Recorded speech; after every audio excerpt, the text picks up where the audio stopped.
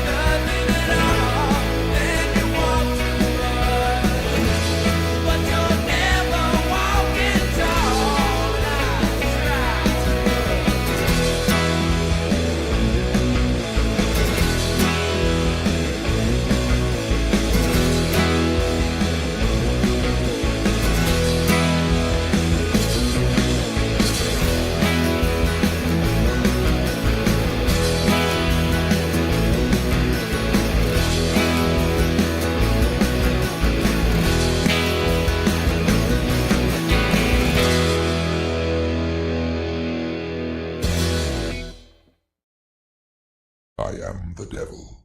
I am the Lord Satan from the netherworld, ruler of the damned and eternal king of hell. Even I, the master of deceit, can only stomach so much bullshit from the mainstream media and indie grifters. That's why I tune in to Morning Extra with Uncle Warren, because he eliminates my competition, and also because I know I'm gonna see that motherfucker soon.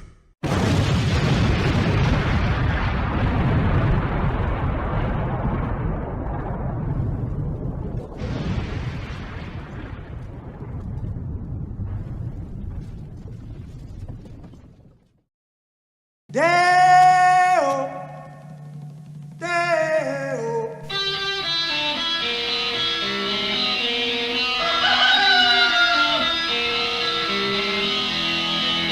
Baby's got a burger and a shooter and that shake is all go down. Baby's got a burger and a shooter and that shake is all go down. Corrosion to her thighs, erosion of her pride. Baby's got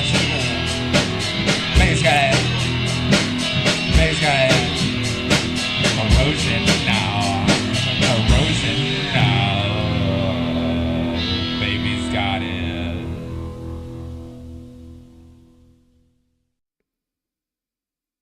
You lucky people. And by you, I mean someone else. Good morning. I look a little, now I got a complex about this giant forehead. I'm going to start advertising shit. You can put sponsors and put it right there during the show. I don't care if it makes me money. I'm a hoe. H-O, you know. Go away. No one asked for you. It's Tuesday, Taco Tuesday, May 27th. How was your Memorial Day weekend? I put in the Twitter thing. I forgot it was Memorial Day. And that, how ironic.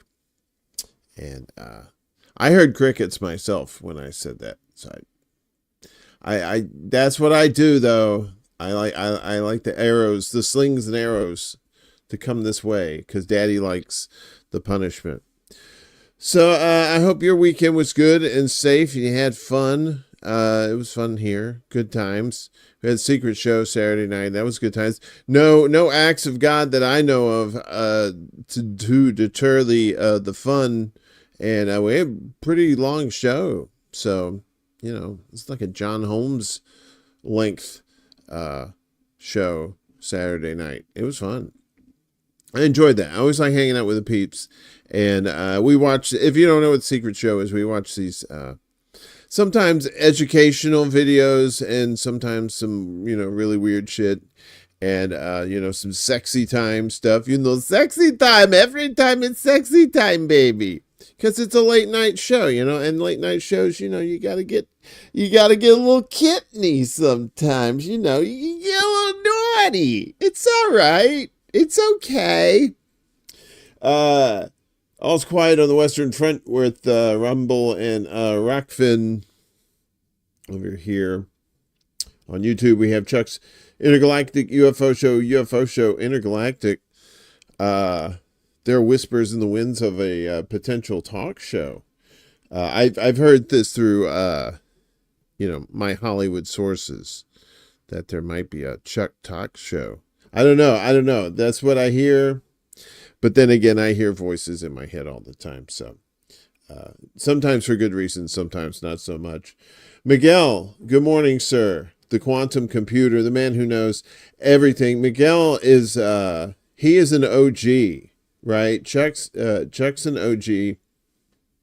And Miguel's an OG. Kate's an OG too, but she means, that means, oh, gorgeous. Good morning, Kate. And I think that's it so far. We'll have those that trickle in. Maybe we don't have a tardy policy. You can jump in whenever you like. So it is. It's Tuesday. We are getting close to June. And, well, I don't know what's going to be happening here in the Middle East. But But they're talking about doing some sort of 60-day truce. We'll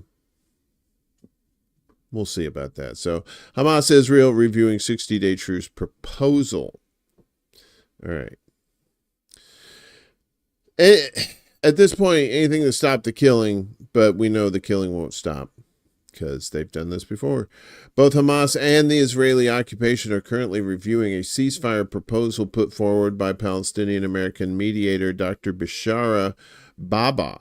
A senior Palestinian leader confirmed to Al Mayadeen. Baba's proposal, submitted in coordination with and approved by U.S. envoy Steve Witkoff, outlined a comprehensive framework for a 60-day ceasefire. We'll talk more about Steve Witkoff and his involvement with this announcement later in the program. Including the release of 10 Israeli captives in 2 stages and the initiation of direct talks aimed at ending the war on Gaza. Hamas instead proposed a 70-day ceasefire in which 5 live captives and 5 deceased captives would be released in 2 stages. Both versions include mechanisms to facilitate humanitarian access and reduce assaults. According to the Palestinian leader, the original plan envisions that the first phase of the captive release would occur on day 1 of the ceasefire, followed by the second on day 7. The truce would also ensure the daily entry of aid trucks into Gaza. The question is how many. Totally, they had like 9 going in the other day, and they need like 600 in there. The proposal also requires Hamas and other Palestinian factions to refrain from, quote, any hostile action against Israel during the ceasefire period. This includes a commitment to halt the use, development, and smuggling of weapons. Talks held during the truce would center on 2 key issues. The first involves a commitment by Hamas to refrain from launching any attacks on Israel during or after the ceasefire. The second focuses on establishing a long-term political framework, which includes the formation of a technocratic government. Ooh, technocrat, that doesn't sound good. That sounds like some Skynet shit. The reconstruction of Gaza and the development of a comprehensive roadmap to resolve the broader Palestinian struggle. The United States would serve as a guarantor of the ceasefire's implementation. Oh yeah, you want those snakes involved. Providing both parties continue negotiations in good faith. Furthermore, the Palestinian leader told Al Mayadeen that Israel has agreed in principle to the number of Palestinian prisoners or detainees to be released and the proposed schedule. The mediating team, led by Dr. Baba and Steve Witkoff, is currently awaiting final responses from the parties involved. A response from Washington is expected later and is likely to be positive, according to the Palestinian source. So, there you go. They're trying to work out a 60-day, but the Palestinians want a 70-day. And we know how these things go, right? There is no even when they agree to something, some sort of ceasefire. It's not a ceasefire. And guess what? Oh, look at this. Right on cue. Israel rejects ceasefire proposal as troops expand occupation of Gaza because they have no intention of any kind of let up. They want to erase them. The Israeli army says it's planning to capture 75% of Gaza's territory and move ahead with plans to displace the Strip's population to a small percentage of land, coinciding with Tel Aviv's rejection of a new proposal of a ceasefire.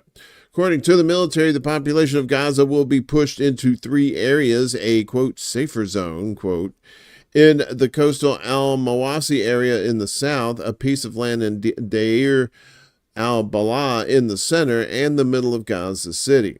The Israeli army estimates show that 700,000 people reside in al-Mawasi, around 350,000 in central Gaza, and around 1 million in Gaza City.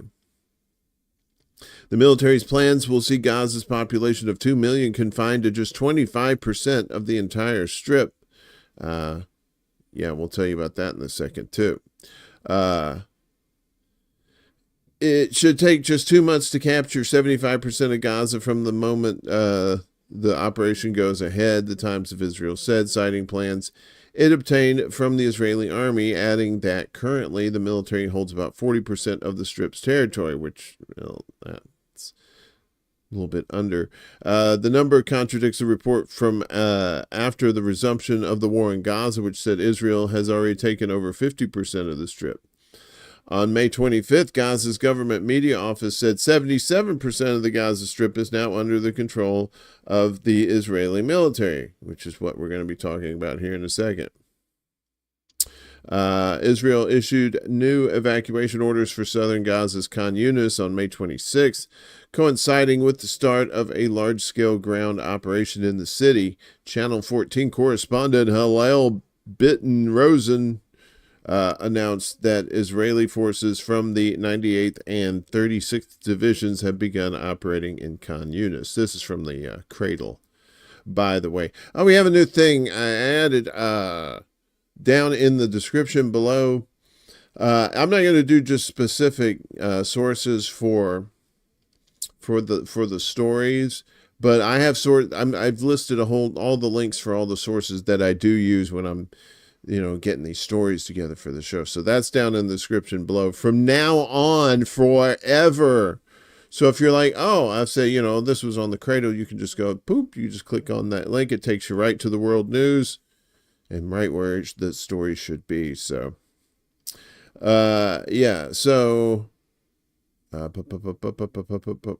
destruction of the terrorist city modeled after Rafah estimated duration several weeks, he said. The army continues to commit massacres against civilians in the Strip. At least 20 people were killed on Monday in an Israeli strike targeting a school. We'll tell you about that as well. Sheltering displaced people in Gaza City. The victims, including children, were burned alive. You may have seen that video too. It's horrible. There's a child running around in fire. That's all I'll say. After Lebanese news outlet Al Mayadeen reported on Monday that Israel has given preliminary approval for a new ceasefire proposal, an Israeli official cited by Israel Hayom said the new proposal cannot be accepted by any responsible government. The proposal offers a 60-day ceasefire with the release of 10 living Israeli prisoners in 2 batches. Hamas is counter-offering a 90-day ceasefire with the release of 10 prisoners, 5 living and 5 dead. However, the U.S. has agreed to a 70-day ceasefire, which is currently under consideration, a Palestinian official told Al Mayadeen. Israel had expressed initial approval of the formula, the official added. The proposal was delivered via U.S. channels and mediated by Palestinian-American businessman Bashar Baba, who has become a key back channel between Hamas and Donald Trump. Hamas is demanding a withdrawal of the Israeli army from areas it has taken in the Gaza Strip. Good luck with that, along with the entry of massive amounts of humanitarian aid. Probably good luck with that, too. According to the proposal delivered in Israel, Hamas also demanded U.S. guarantees that Israel will not resume the war after the deal is implemented. Tel Aviv has publicly vowed that a halt to the war during any agreement would be temporary because we want to bomb the shit out of you. Boom, boom, boom, boom, boom.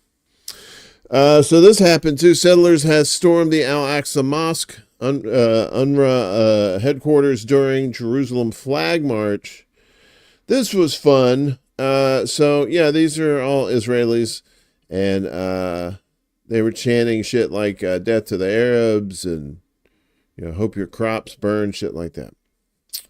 Good people, nice. Yeah, we'll have a little taste.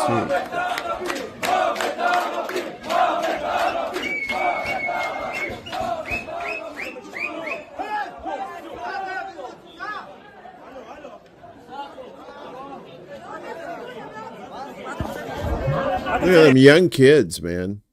Young kids. Hang on a second. Sorry. Yeah, kids, man. And then indoctrinating these kids into the fucking psycho world of Zionism and hating people. So Israeli settlers commemorated the controversial flag march across occupied Jerusalem yesterday, storming the courtyards of Al-Aqsa Mosque, which always seem to be doing, breaking into UNRWA headquarters and harassing Palestinians in the city. The march falls every year on Israel's Jerusalem Day holiday commemorating the occupation of Jerusalem in 1967. Videos on social media like we just showed you show settlers chanting death to Arabs in the Muslim quarters of the occupied city because they're a bunch of fucking assholes. Other chants by the settlers include "May your village burn." Yeah, it was your village burn, not your crops. Well, probably your crops too. They want to burn everything. One video showed a young man being swarmed by a group of Israeli settlers and attacked at the Damascus Gate. Hundreds of Israeli settlers stormed the courtyards of the Al-Aqsa Mosque earlier yesterday, accompanied by Israel's National Security Minister and game show host Itamar Ben-Gvir, and several MKs and ministers, including Minister of the Negev and Galilee, Yitzhak Wasserloff. That doesn't sound like a Nazi name. What? I did not see that coming. I ascended the Temple Mount for Jerusalem Day and prayed for victory in the war, for the return of all our hostages, and for the success of the newly appointed head of the Shin Bet, Major General David Zinni.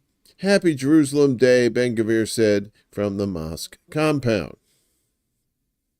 Metal barriers were erected around the holy site as Israeli police imposed strict restrictions on Palestinians on a mosque and barred their entry into the Al-Aqsa Mosque compound. Local sources cited by WAFA or Wafa News Agency said at least 1,500 settlers entered the compound. Settlers also broke into the headquarters of the UNRWA and the UN Refugee Agency, carrying banners and shouting slogans calling for Israeli control and occupation of the site.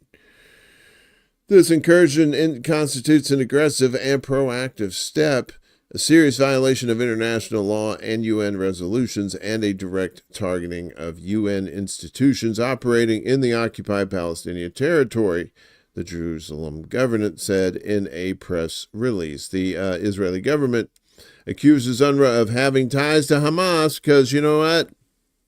If it isn't Israeli, it must be Hamas. Boom, boom, boom. You know? Oh, propaganda. You wicked, wicked woman. The incursion constitutes an aggressive and proactive step, a serious violation of international law and UN resolutions, and direct targeting of UN institutions operating in the occupied Palestinian territory, the Jerusalem government said in a press release. The Israeli government accuses UNRWA of having ties to Hamas and being linked to Operation Al-Aqsa Flood. This year's flag march coincides with a significant escalation of settler violence against Palestinians in the occupied West Bank. Over the last few days, settlers have been setting fire to Palestinian-owned wheat crops. Well, yeah, I told you, burning crops. Torching homes and vehicles and displacing families from their homes. Oh, that was harsh. Yeah. We got a whole block of Israeli goodies for you. Anybody else in there? Okay. Hey, Rick, what's going on? Good morning, brother, man. Good to see you. Good to see you. Good to see you. So now Israeli strikes hits school. This is the word we were talking about earlier. A school turned into a shelter because Hamas in Gaza, killing at least 36. It's probably more than that now.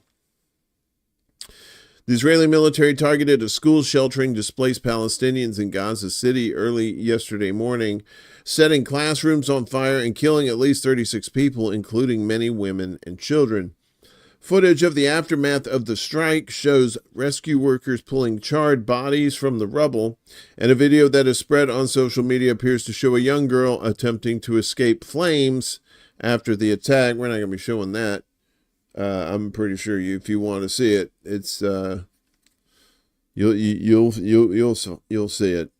The little girl was identified as 7-year-old Ward al-Sheikh Khalil, who survived the attack but lost 5 siblings and her mother.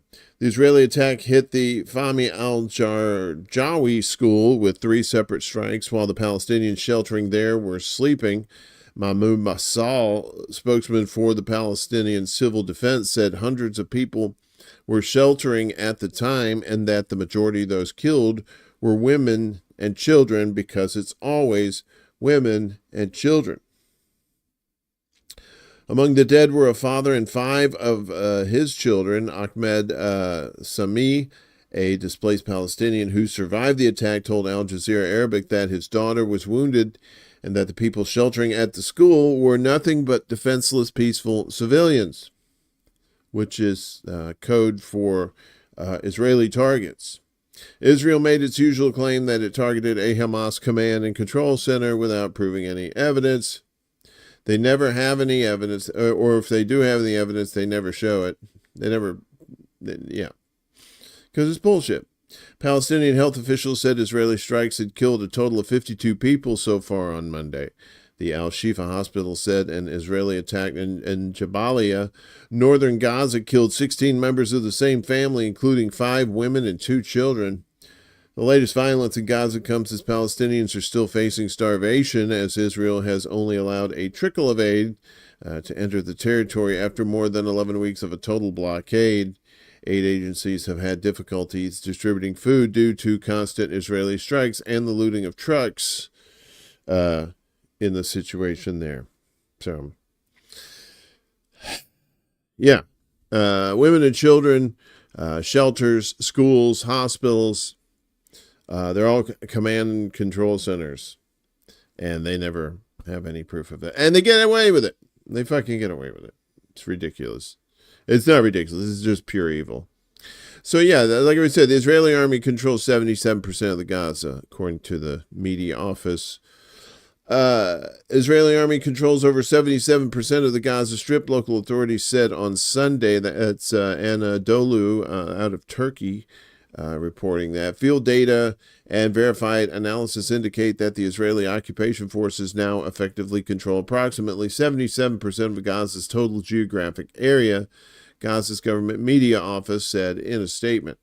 The Israeli army gained control through direct ground offensives, the deployment of its forces in residential and civilian areas, fucking cowards, or preventing Palestinians from accessing their areas, lands, and properties via intensified fire or forced evacuation, it added. The office strongly condemned the Israeli plans of mass displacement, ethnic cleansing, systematic genocide, and settler colonialism by force under the cover of a siege and an open war targeting both people and infrastructure. It held Israel and its supporters, including the U.S., U.K., Germany, and France, fully responsible for the crime of genocide in Gaza. On Thursday, Israel Hayom newspaper said that the army plans to control 70 to 75% of Gaza within nearly 3 months as part of an expanded military campaign in the enclave. Rejecting international calls for a ceasefire, the Israeli army has pursued a brutal offensive against Gaza since October 2023, killing now it's over 54,000 Palestinians. The official tally, unofficially, thousands more. And most of them, of course, are women and children.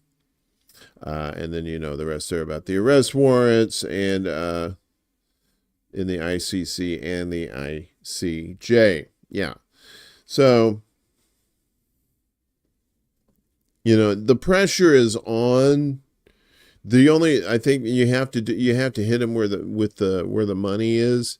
And right now, if the U.S. cut off the purse strings to Israel, that would make a huge difference. But that's not going to happen. So what the other countries would have to do that. But you may have seen these graphics that people that import to Israel, China, Russia. I mean, none of these, people are like, Russia and China, they're going to be the future of this world. They corrupt as hell too. I mean, not nearly as much as the United States, but still, them motherfuckers are no angels. Do not fall in love with countries, people. Please do not fall in love with countries. Sometimes you have good leaders, sometimes you don't, and then but they're all puppets of their systems, just like they are here. Meanwhile, 95% of Gaza's agricultural land unusable amid the Israeli war. The salting of the earth, as it were. A new geospatial assessment from the Food and Agriculture Organization, FAO, not Schwartz, shows less than 5% of the Gaza Strip's cropland is capable of being cultivated. The joint assessment from the FAO and the United Nations Satellite Center, UNOSAT, described the situation as alarming on Monday. You think 95% of the land you can't do shit with? The assessment found that more than 80% of Gaza's total cropland has been damaged, while 77.8% of that land is now inaccessible to farmers. Only 688 hectares, that's about 1,700 acres, or 4.6% of cropland remain available for cultivation. The destruction has extended to Gaza's greenhouses and water sources, with 71.2% of greenhouses and 82.8% of agricultural wells also damaged. The FAO further warned that the destruction of agriculture infrastructure amid Israel's war on Gaza is further deteriorating food production capacity and exacerbating the risk of famine.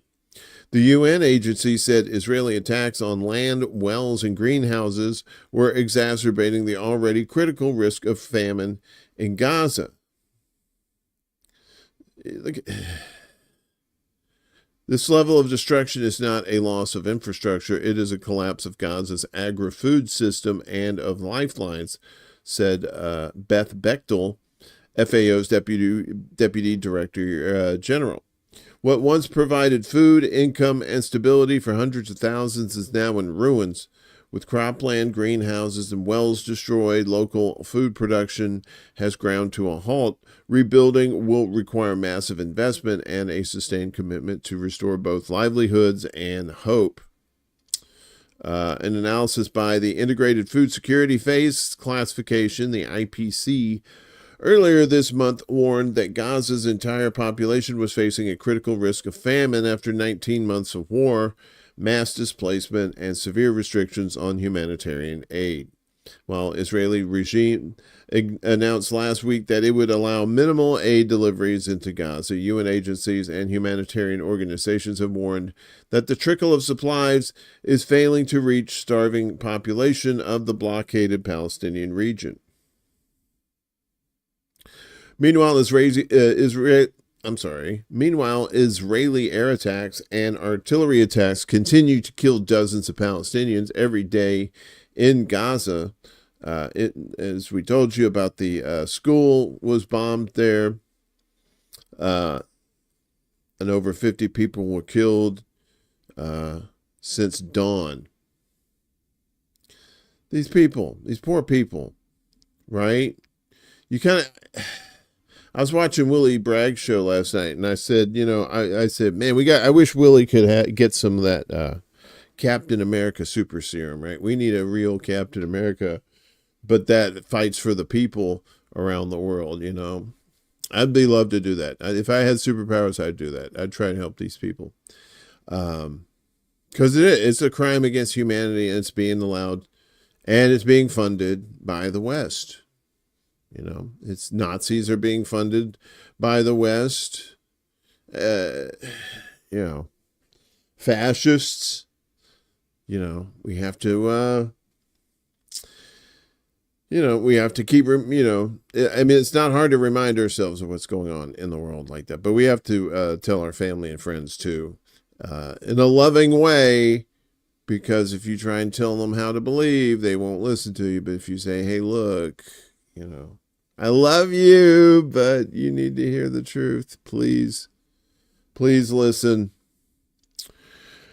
Speaking of aid, head of the U.S.-backed Gaza Aid Foundation resigned, saying mission violates humanitarian principles. So Gaza Aid Foundation is a joint between the U.S. and Israel, I believe. I think that tells us in the story here.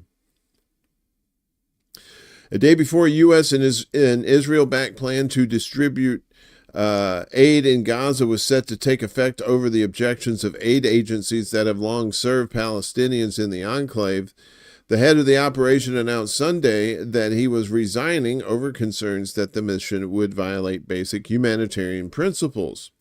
Jake Wood, a former U.S. Marine and co-founder of the disaster relief group Team Rubicon, said in a statement that he had initially thought the Gaza Humanitarian Foundation, I'm going to just call it GHF, that's a mouthful, the GHF would be able to execute a pragmatic plan that could feed hungry people, address security concerns about diversion of aid, and complement the work of long-standing non-governmental organizations in Gaza. But the Israel-initiated plan would include working with private contractors, including one run by a former CIA official. You smell bullshit when the CIA showed up to distribute food not across Gaza, but in the southern part of the enclave that would be under the control of Israel, like kind of putting cheese on a mousetrap. Kind of hear the cheese? You want this cheese? Go get it. But you gotta come over here. Snap. Since the foundation's establishment was announced, humanitarian workers, including experts at the UN, have warned that the plan would endanger Palestinians who would be forced to travel on foot to just 4 distribution points and carry packages of humanitarian aid, including food and hygienic supplies, back to their families. How is a mother of 4 children who has lost her husband going to carry 20 kilograms, that's about 44 pounds, back to her makeshift tent, sometimes several kilometers away, said Jonathan Cricks. Ooh, Crickx. Ooh, that's fancy, like from the future. Chief of Communication for the UN Children's Fund, or UNICEF, earlier this month. The most vulnerable people, including the elderly, people with disabilities, the sick and wounded, and orphans will face huge challenges to access aid.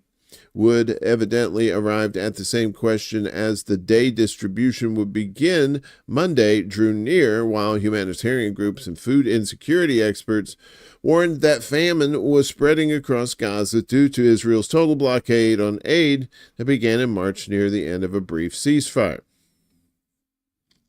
It's clear that it's not possible to implement this plan while also strictly adhering to the humanitarian principles of humanity, from the School of Redundancy School, neutrality, impartiality, and independence, which I will not abandon, said Wood in a statement announcing his resignation. I urge Israel to significantly expand the provision of aid through all mechanisms, and I urge all stakeholders to continue to explore innovative new methods for the delivery of aid without delay, diversion, or discrimination. Having served in Afghanistan, said Hamid Bendas of the Institute for Middle East Understanding, I'm sure Wood is no stranger to diabolical missions. He had to interface with the Israelis for a month and resigned fundamentally as a conscientious objector. He found out how shitty the Israelis were and like, nope, don't want any part of this.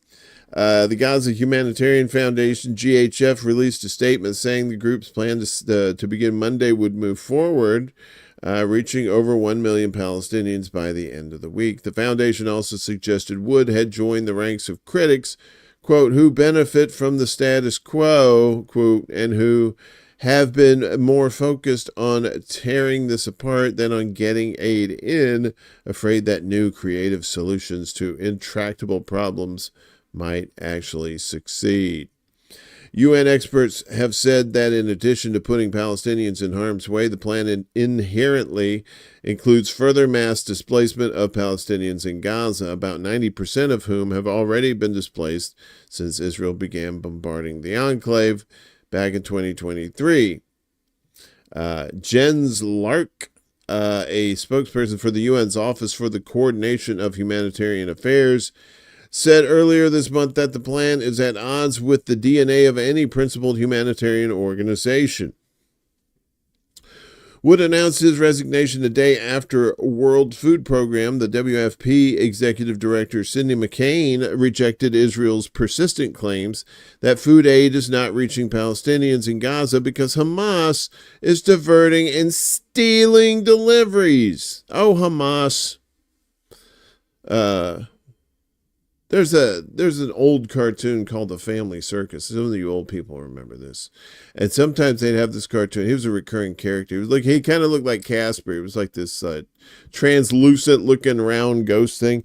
But he had a shirt on that said, "Not me." And every time Billy or one of those other little fuckers would do something wrong, and they point at him and he'd go, "Not me. Did it. Who did this? Who broke this?" And they point at "Not me." And they go, "Not me." That's what Hamas is. Hamas is the "not me" for Israel. So I went around the world for that analogy, but I hope you enjoyed it.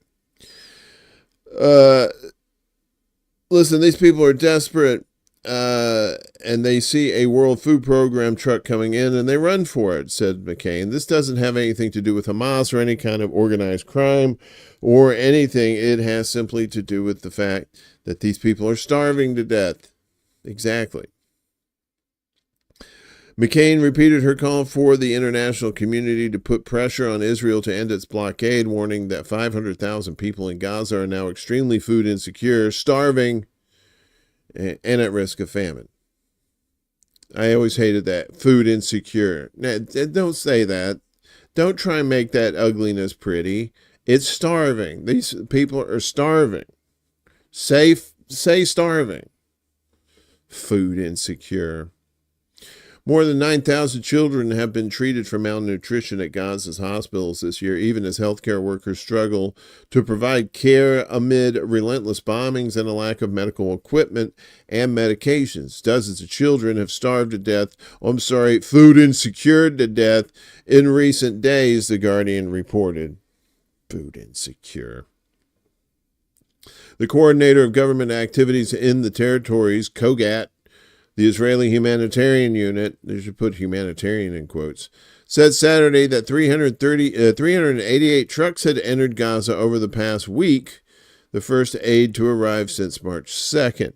That number still falls short of the 500 to 600 aid trucks that groups say must enter the enclave every day to provide people with enough food, water, and other essentials, the same amount that served people in Gaza before 2023. Or before October 2023. We are on the back of 11 weeks of nothing entering the Gaza Strip. No food, no medicines for 11 weeks. Nothing apart from bombs, said James Elder, a spokesperson for UNICEF. And so today, a week after life-saving aid was finally allowed into Gaza again, the scale of that aid is painfully inadequate, as we told you about that. It looks like a token that appears more like cynical optics than any real attempt to tackle the soaring hunger crisis among children and civilians in Gaza. Of course, yeah, it's just, look, we're doing something. Hamas keeps stealing the trucks, man. What do you want from us, bruh? Come on, bruh. Fucking bruh.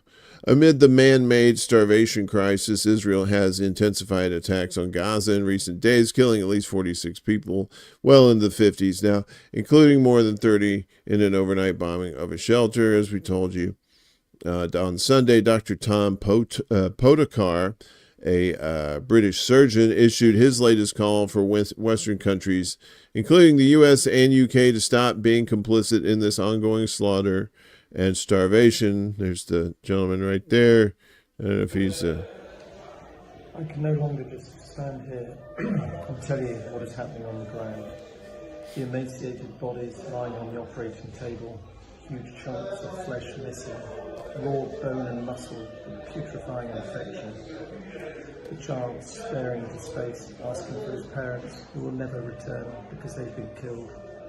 You've heard it before, from all those that are here on the ground witnessing what is happening.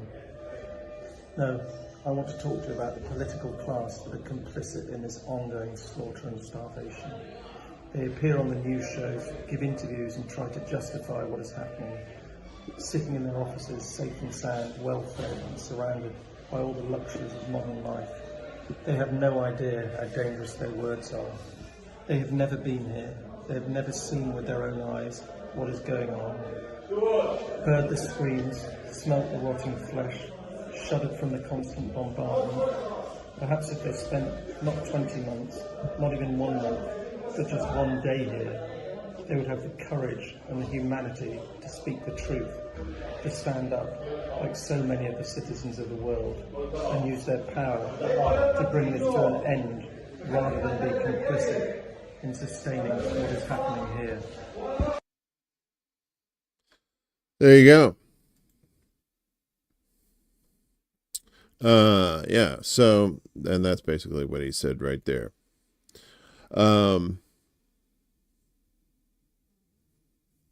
You feel helpless, right? I feel helpless. You know, who is it? What her name? Somebody was said that they're live streaming this genocide, and they are. They're absolutely live streaming this genocide. Stephanie, Steve, good morning to you. I hope you're having a wonderful day today. After your Memorial Day blowout, live at the Civic Center. Memorial Day weekend. We're going to fill the Metrodome up to the roof with mud. Sorry, you have to come out of all that gloom and doom. That's mostly just bad news on here.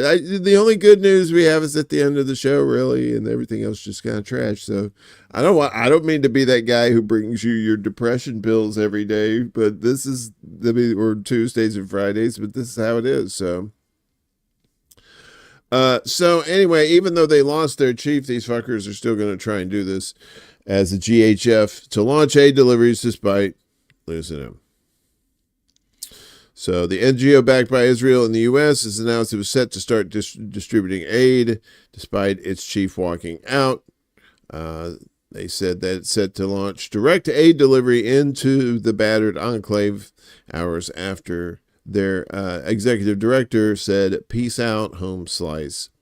GHF, which has been tapped to distribute food, medicine, and other vital supplies that have been blocked by the Israeli military for 2 months, said that it aims to deliver aid to 1 million Palestinians in the territory by the end of the week. So like we said, they're going to deliver aid, but in specific spots, trying to draw the Palestinians to these particular spots. Yeah, there you go. You're like, how are those people so gullible, right? Back in the 30s, right? Well, they got all crazy in the 20s, the roaring 20s, you know, like all these fat cats were making money, and then the stock market crashed, and then you had the Great Depression, and everybody sucked, and yeah, you know, when you're desperate, man, you see a hand coming to pull you out of the pit, man, you don't really care who that hand's attached to at the time. So what happened? So the NGO said it then plans to scale rapidly to serve the full population in the weeks ahead. Wink, wink. Israel said last week it would allow minimal aid deliveries into Gaza, where aid agencies warn of widespread famine and multiple deaths from starvation, but reports suggest that the few supplies that have entered the enclave have reached Gaza's starving population of 2.3 million. The UN and other aid agencies have refused to work with GHF, warning that the conditions under which it will work, including requiring Palestinians to gather at centralized aid points, will put people at risk and undermine other aid efforts. So Wood announced his resignation, and then it just basically goes on more to say about how they're going to be doing this, right? The NGO, which claims it has been based in Geneva since February, emerged from private meetings of like-minded officials, military officers, and business people with close ties to the Israeli government. Yes, according to the New York Times. So there's not going to be any fuckery there at all, right? There never is. The UN and major humanitarian organizations have raised concerns that the GHF's operations could undermine existing relief efforts as well as restrict food access to limited areas of Gaza, which would force civilians to walk long distances and to access aid and cross Israeli military lines. Which they want them to do, so they can cap them. There's also a worry that the GHF's distribution plans, which the U.S. and Israel say are designed to prevent Hamas from controlling aid, could be used to advance an Israeli objective of depopulating northern Gaza by concentrating aid in the south. Yeah, it's an attempt to move these people around. The controversy over the GHF unfolds against the backdrop of a worsening humanitarian catastrophe in Gaza. According to the latest Integrated Food Security Phase Classification Report, 1.95 million people, 93% of Gaza's population, are facing starvation or not having enough to eat. Robert Patman, a professor of international relations at the University of Otago in New Zealand, told Al Jazeera that Wood's resignation reflected the lack of support from established humanitarian bodies for GHF. It's no secret that major aid donors had not been convinced by this proposal, which is essentially a startup. Patman also noted that many humanitarian actors argue there is no need for a new humanitarian organization, stressing that the international community should instead focus on lifting the Israeli blockade on Gaza. Yeah, so this GHF is this U.S.-Israeli joint. Hey, Global, good morning. Good to see you. Everything is Hamas unless it's Israeli. That's basically what it is. At this point, they're saying, like, if it's not Israeli, it's Hamas. No matter what it is. It could be a fire hydrant, piece of candy, doesn't matter. Meanwhile, in Israel, oh boy, this is not good. A U.S. German citizen charged in Tel Aviv U.S. Embassy attack attempt. Germans attacking Jews. You know. If you know, you know. A dual U.S. German citizen has been arrested and charged with attempting to firebomb a U.S. Embassy branch in Tel Aviv, officials announced on Sunday. According to federal prosecutors in New York, 28-year-old Joseph Neumeyer approached the embassy building on May 19th carrying a backpack filled with Molotov cocktails. He was confronted by a security guard, dropped the bag while fleeing, and was later found and arrested at a nearby hotel. Court records state that Neumeyer, originally from Colorado, traveled from the U.S. to Canada in early February and arrived in Israel in late April. Prosecutors noted he had made threatening posts on social media prior to the incident.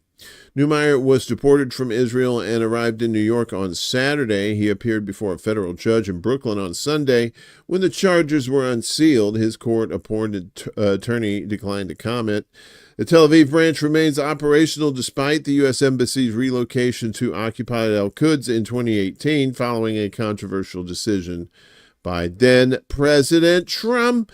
Oh, Trumpy baby, you piece of shit. Oh, Ireland. Yeah, now you love Ireland. And I can use the Irish accent because I'm part Irish, so fuck off. Desert Manners. Good to see you. Good morning. Brothers and sisters, pump up the volume. I like to go for these long walks and I'll pop in all these old tunes, So I like that. From Mars, M-A-R-R-S, pump up the volume, pump up the volume, pump up the volume, dance, dance. Doom, doom, doom, doom, doom, doom, doom, doom, doom. Anywho, go start. Hello, over there on the Rumblies. The Rumbly Tumblies. Good to see you, my friend. So Ireland seeks to ban trade with Israeli firms in occupied Palestinian territories. What's going on here? Mars, by the way, pump up the volume. That's not Irish. I don't know how I got into that. It was a weird segue.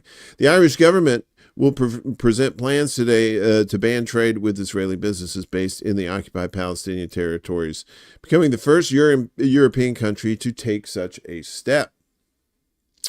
In a post on the tweeters Saturday, Ireland's Deputy Prime Minister Simon Harris, who is also the Defense and Foreign Minister, said he hopes that the Committee on Foreign Affairs will begin reviewing the bill next month. Harris's announcement comes days after the majority of European Union countries agreed to review the bloc's trade with Israel. It needs to be more reviewed. It needs to be suspended because it cannot be business as usual, the Irish Deputy Premier said, calling Israel's conduct in Gaza war crimes and genocidal activity. It's absolutely clear that the world has to act, and the world has not done nearly enough, Harris said. Last week, the UK paused free trade with Israel over its expansion of military operations in Gaza and restricted the entry of humanitarian aid. London also imposed new sanctions on Israeli settler leaders in the occupied West Bank. In 2018, the Occupied Territories Bill was introduced in Ireland by independent Senator Francis Black, proposing a ban on trade with businesses operating in illegal Jewish settlements on Palestinian land, but it was ultimately blocked over concerns about breaching EU trade rules. However, an advisory opinion from the International Court of Justice, that's the ICJ to you and me, last July marked a turning point on reconsidering the enactment of the Irish bill. The ICJ concluded that Israel's presence in occupied Palestinian territories is, quote, unlawful, and the country should, quote, end its presence in the occupied Palestinian territory as rapidly as possible. More than 400 of Ireland's senior legal academics and practicing lawyers have called on the government to enact the bill following its original form, prohibiting all goods and services in the occupied West Bank, such as Airbnb. Harris said he had no issue with the provision of banning Israeli services based in the West Bank, but legal concerns were preventing extending the scope of the bill. Ireland's government, together with Spain and Norway, recognized the state of Palestine in May of last year. So it's their anniversary, Spain and Norway. Do that. Yeah, so you're starting to see this crack in the facade, as it were. The talking wombat? I heard the Ghost Art was in Rumble, so I checks him out. You crazy broad. Good to see you. So, yeah, I don't know. I mean, before it was a war, but I think once the world started seeing the blockade and then the intentional starving of women and children and people that weren't Hamas, I didn't think it would happen, but people are starting to see what kind of evil shit's going on. I hope that momentum keeps going too, because people have just been propagandized for so long, man. They need to know. Ignorance is bliss, sure. I understand that, but shit, I'd rather know. I'm sorry. Another European country getting in the mix, Spain. Foreign minister urges for sanctions on Israel to end the Gaza genocide, right? Spain's foreign minister, Jose Manuel Alvarez, said yesterday that Madrid is considering imposing sanctions on Israel in light of the ongoing war on the Gaza Strip, stressing that recognizing the state of Palestine is the way to protect peace. We will raise our voices strongly in defense of justice and the Palestinian people's dignity, and we have a collective responsibility to defend peace at a time when Europe's dignity is at stake, Alvarez said during a joint press conference with his Norwegian counterpart. Was it a guy that looked just like him, but he was just Norwegian? Or that would be his Norwegian doppelganger. Sorry. I get those two confused sometimes. The Spanish top diplomat stressed the need to follow humanitarian aid into Gaza, or allow humanitarian aid into Gaza without any obstacles, saying we are not giving lessons to anyone, but it's our duty to take a clear position in favor of justice and human rights. So, muy bien to you, Spain, for doing something there. That seems like it's right. But they haven't done it yet. They're just talking. Normally, I don't involve stories like that when they just say, we're gonna. And you're like, let's see you do it. Because money talks and bullshit walks, right? What else we got in here? So, elections in Lebanon going on. As Hezbollah holds firm in Lebanon's municipal elections. As southern Lebanon continues to suffer from sporadic Israeli attacks despite a ceasefire, quote-unquote ceasefire, signed in November between Israel and the Lebanese group Hezbollah, establishment parties have emerged as the biggest winners of municipal elections. Voting took place over 4 weeks, starting in Mount Lebanon, north of the capital, Beirut, followed by the country's northern districts, Beirut and the eastern Bekaa Valley, and concluding on Saturday in southern Lebanon. See, that's what we need. We need days of elections here, right? And not this mail-in shit. If you can't do it, you can't do it. Just, you got to show up. You got to pass the smell test. While Hezbollah, a Shia Muslim political and armed group, suffered setbacks to its political influence and military capabilities during 14 months of war with Israel, the group's voter base was still intact and handed it and Amal, its closest political ally, victories across dozens of municipalities. The Hezbollah-Amal alliance has held firm, and support among the Shia base has not experienced any dramatic erosion. Imad Salameh, a professor of political science at Lebanese American University, told Al Jazeera. I played tight end at the Lebanese American University there. I'm in the Lebanese College Football Hall of Fame. Despite establishment parties winning the majority of seats across the country, candidates running on campaigns of political reform and opposition to the political establishment also made inroads in some parts of the country, even winning seats in municipalities in southern Lebanon, where Hezbollah historically has enjoyed strong support. In Lebanon, there is no unified bloc of reformists, although political actors and groups that emerged during the 2019 anti-government protests over the economic crisis are referred to locally as El Tagharin, or change makers. Alternative Shia candidates in some localities were able to run without facing significant intimidation, signaling a limited but growing space for dissent within the community, Salameh said. So good for them. The fact the elections were held at all will be seen as a boon to the pro-reform government of Prime Minister Nawaf Salam, who came to power in January, said analysts. The polls initially set for 2022 were delayed 3 times due to parliamentary elections, funding issues, and the war with Israel, which started, of course, in 2023.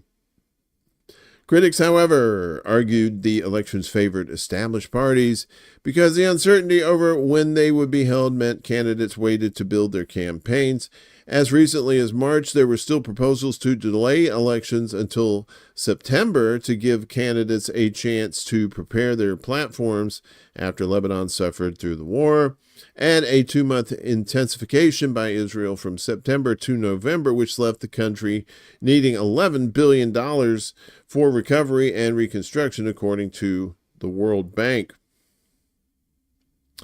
The war left Hezbollah politically and militarily battered after Israel killed much of its leadership, including longtime Secretary General Hassan Nasrallah and his successor Hakam Safiaddin. The war reordered the power balance in Lebanon, diminishing Hezbollah's influence. Many villages in southern Lebanon are still inaccessible, and Israel continues to occupy 5 points of Lebanese territory that it has refused to withdraw from after the ceasefire because it's Israel and they're a bunch of fucking assholes. It also continues to attack other parts of the south where it claims Hezbollah still has weapons, right? Hezbollah, Hamas, Houthis, Triple H live. Memorial Day weekend at the Civic Center, Triple H. with special guest Netanyahu. With their villages still destroyed or too dangerous to access, many Southerners cast ballots in Nabatea or Tyre, an act that recalls the 18-year Israeli occupation of southern Lebanon that ended in 2000. During the occupation, elections for southern regions under Israeli control were also held in other cities still under Lebanese sovereignty. Hezbollah has given up the majority of its sites in the south to the Lebanese army, a senior Western diplomat told Al Jazeera and local media. The recent post-war period also brought to power a new president, Army Commander Joseph Aoun, and the reform camp's choice for Prime Minister Salam, former president of the International Court of Justice in The Hague. Hague girl. You must be a Hague girl. Hague girl. Sorry. We should make coffee cups that just say, hey, girl, and put, like, Hillary Clinton's face on there. Don't steal my ideas, but if you do, at least give me a taste.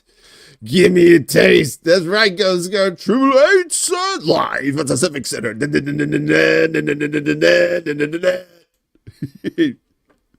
Monster trucks, Truckzilla. We're going to fill the Metrodome up to the roof with mud. Sorry, we digressed a little off the path there. Municipal elections are not seen as an indicator of the country's popular sentiment due to low voter interest and local political dynamics differing from those at the national level. Some analysts dismissed the results, calling them insignificant, and added that next year's parliamentary elections would more accurately reflect which direction the country is headed. So what do they call that? The off year elections like we have here between that's 2 years after the presidential election. Voter turnout was lower in almost every part of the country compared with 2016, the last time municipal elections took place. The places it fell included southern Lebanon, where 37% of the population voted. In 2016, 48% of its voters cast ballots. This was also true in most of the Bekaa Valley, an area that also was hit hard during the war, where Hezbollah tends to be the most popular party. In the north, voter turnout dropped from 45% to 39% from 2016 to 2025, respectively. In Beirut, the turnout was marginally higher, 21% compared with 20% 9 years ago. Many people in southern Lebanon are still living through the war as Israel continues to carry out attacks on areas like Nabatea, while some in and from the south have questioned Hezbollah's standing and decision to enter into a war with Israel on behalf of Gaza when they fired rockets on the Israeli-occupied Sheba Farms territory on October 8th, 2023. Others still cling to their fervent support for the group. The municipal elections confirmed that Hezbollah and the Amal movement remain strong. Qasim Qasir, a journalist and political analyst believed to be close to Hezbollah, told Al Jazeera, the forces of change are weak and their role has declined. The party, Hezbollah, maintains its relationship with the people. Although reform forces did win some seats, including in Lebanon's third largest city, Sidon, they were largely at a disadvantage due to a lack of name familiarity, the short campaign time, and misinformation circulated by politically affiliated media. Ah, yes, the misinformation, folks.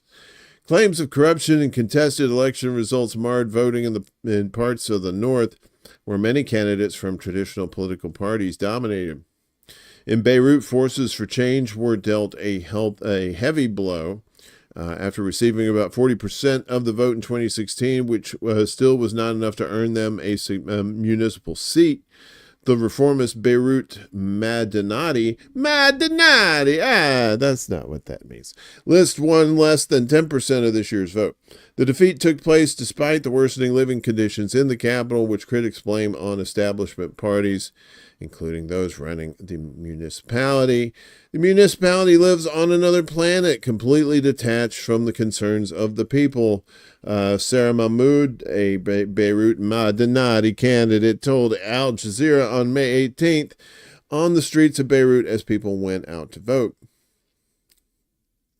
Since an economic crisis took hold in 2019, electricity cuts have become more common, and diesel generators have plugged the gap. These generators contribute to air pollution, which has been linked to cardiovascular and respiratory ailments in Beirut and carries cancer risks. Despite the criticisms and degraded living situation in the city, a list of candidates backed by establishment figures and major parties, including Hezbollah and Amal, but also their major ideological opponents, including the Lebanese Forces and the right-wing Kataib Party, which won 23 out of 24 seats. This list ran on a platform that stoked fears of sectarian disenfranchisement and promised sectarian parity. Municipalities like Lebanon's parliament do not have sectarian quotas.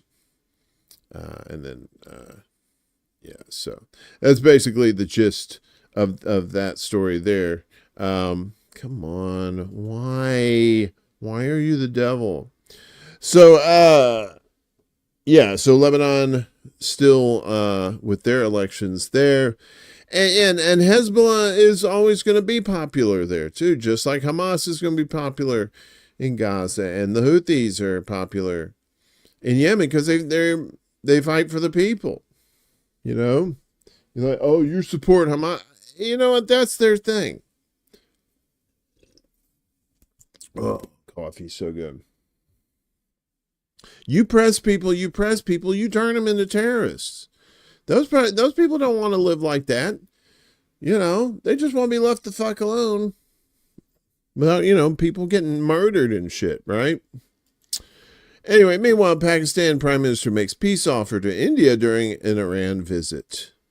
So maybe this is good news. He kind of looks like Lincoln, doesn't he?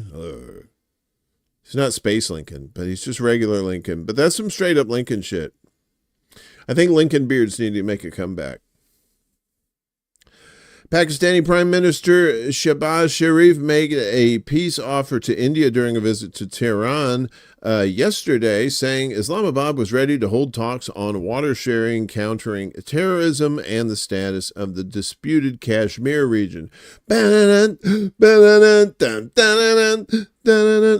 this month, India and Pakistan carried out missile and drone attacks against one another, killing 70 people on both sides, in the worst conflict between the two nuclear-armed rivals in decades. India initiated the conflict after a deadly attack in the Kashmir region killed 26 tourists, mostly Hindus. New Delhi accused Islamabad of sponsoring the attack. We wanted peace, and we want peace, and we will work for peace in the region through the talks on the table and resolve our understanding issues, Sharif said in a joint press conference with Iranian President Masoud Pezeshkian. Bless you. Sharif called for a plebiscite. Sharif called for a plebiscite to determine the future of the mostly Muslim region of Kashmir. Plebiscite. I don't know what that is. We are ready to talk to the state for the sake of peace on water issues with our neighbor. We're ready to talk to promote trade and also counter terrorism if they are serious. But if they choose to remain the aggressor, then we shall open up a can of whoop-ass. Then we shall defend our country and territory, Sharif said. Although if he would have said open up a can of whoop-ass wearing that beard, delicious. The Iranian president welcomed Pakistan's proposal to end the conflict with India through dialogue. Undoubtedly, settling differences through dialogue and through a peaceful manner is the precondition for sustainable peace and development at the national, regional, and international levels, Pezeshkian said. See, that's where you need Spock, right? I bet you the Iranians are supposed to be the Vulcans, right? Because it's a hot country, Anyway, they need Spock. We believe that in the region, sustaining the sustainable security and trying to create friendly relations with our neighboring countries is among the most common policies of Iran and Pakistan. In an interview with Iranian state media IRNI shortly before arriving in Tehran, Sharif don't like it. Boom, doom, doom, rock the Casbah, rock the Casbah. Sharif thanked Iran for its support. The principal objective of my visit is to thank Iran for supporting and standing by us during our conflict with India, he stated. Yeah, because India is more of the, they're more kind of leaning to the west there. So, the Pakistani Prime Minister also endorsed establishing closer economic relations with Iran, which have been hindered in the past by economic sanctions imposed on Tehran by the U.S. I strongly believe that the economic destiny of both Iran and Pakistan are linked. We have a border of about 900 kilometers. I personally believe that strong economic linkage between Pakistan's Balochistan and Iran's Sistan and Baluchistan can be good for the entire region. And those are sexual positions. Sharif arrived in Iran Monday after a visit to Turkey as part of a regional diplomacy tour to nations that were supportive of Islamabad during the latest crisis with India or that helped mediate the conflict. After Iran, he will visit Tajikistan and Azerbaijan and ask Kyrgyzstan and don't ask me question stands. Or is your name a Stan? That's pretty racist. Sorry. Maybe. Speaking of India, Japan, you slackers. You're slacking. India surpasses Japan as the fourth largest global economy. That's right. India has surpassed Japan to become the world's fourth largest economy. A government-backed policy think tank NITI Aayog has said the Indian economy has grown to $4 trillion behind only the U.S., China, and Germany. NITI Aayog CEO BVR Subramaniam stated in a press briefing on Saturday. Subramaniam cited data from the International Monetary Fund. You know, those crazy kids over there at the IMF, adding that if we stick to what is being planned and what is being thought through in the next 3 years, we will be the third largest economy, and then we will devour your children in the night. Wait, what? The NITI Aayog CEO, I'm probably pronouncing that wrong, but it's Aayog to me.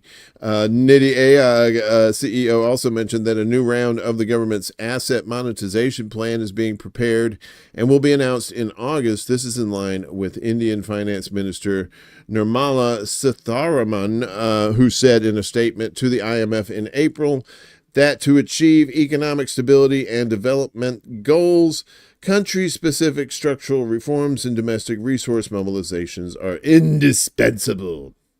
India's gross domestic product growth of 6.5% in 2024 to 25 remains the highest among large economies. According to economists, Indian Prime Minister Modi on Saturday reiterated his call towards transforming the country into a supervillain and destroying the planet. No, into a developed nation by 2047. Yeah, y'all need to clean up them rivers.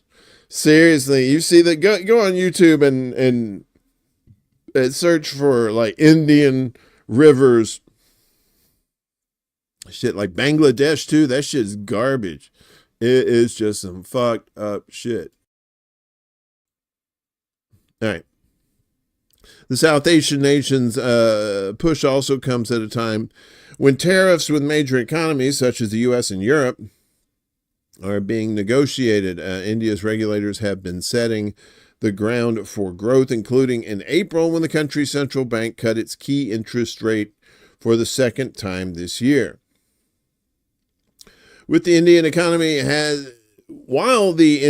economy has been growing, its current growth is a significant decline from the 9.2% seen in the previous year, analysts noted. Leading Indian businessman Anand Mahindra, chairman of the Mahindra Group, stressed in a post on the tweeters that as we celebrate, we must stay dissatisfied. India's next leap should focus on improving per capita GDP, not just surpassing Germany's overall GDP, he added. Boy, India said, fuck all of y'all. We're coming after you as fourth largest economy in the world. Live at the Civic Center, India. Kind of hurts doing that voice. So India's, they're growing, man. And they're buddies with the West, too. So I think you're starting to see dividing lines for World War III, right? So between India and Pakistan, Pakistan's going to lean more towards like Russia, China, and India's going to lean more towards the West. And of course, Ukraine leans to the West, obviously, and Israel. It's going to be a badass war, y'all. So yeah, India growing. Meanwhile, they lifted long-range weapons limits for Ukraine. Germany did. And Kremlin said, wait, what? Bella, good to see you, Bella. How are you doing? Hope you're doing well. Hope everything, yeah, Ukraine in quotes, that's for sure, DM. Willie Bragg, you sneak in here. What's up, Willie? And we got CJ. What's up, CJ? Good to see you. Y'all be sneaking around.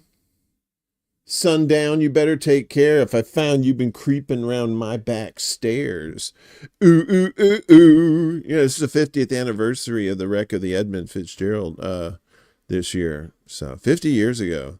The legend lives on from the Chippewa down in the Great Lake that go get Chigumi. So, yeah. Kremlin said, I don't like this shit. The reported decision by Ukraine's Western backers to lift restrictions on Kiev's use of long-range weapons runs counter to Russia's efforts to find a peaceful settlement of the conflict, Kremlin spokesman Dmitry Peskov said yesterday. Peskov made the remarks in response to comments by German Chancellor Friedrich Merz, who said Ukraine is no longer subject to range limitations on Western-supplied weaponry. If such decisions have indeed been made, they are entirely at odds with our aspirations for a political resolution and with the efforts currently being made towards a settlement. Peskov stated, quite dangerous decisions again, and if they were indeed made, he stressed. At the Europa Forum on Monday, Merz said, there are no longer any range restrictions. 9!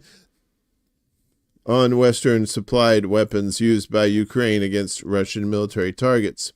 There are no restrictions from the UK, France, Germany, or the US, he added. 9! As quoted by Euronews. Moscow has repeatedly warned Western countries against participating in the conflict by giving Kiev targeting data from NATO satellites to carry out long-range strikes against Russia. Russian Prime Minister Vladimir Putin has also signed off on a new nuclear doctrine which expands the list of conditions that could trigger a strategic response to include scenarios where aggression by a non-nuclear state or group of states supported by a nuclear state could be viewed as a joint attack. 9! Since then, Ukrainian forces have launched numerous long-range strikes inside Russia using Western-supplied weapons. Despite the changes, the doctrine still characterizes nuclear weapons as an extreme and forced measure and emphasizes Russia's aim to avoid escalation.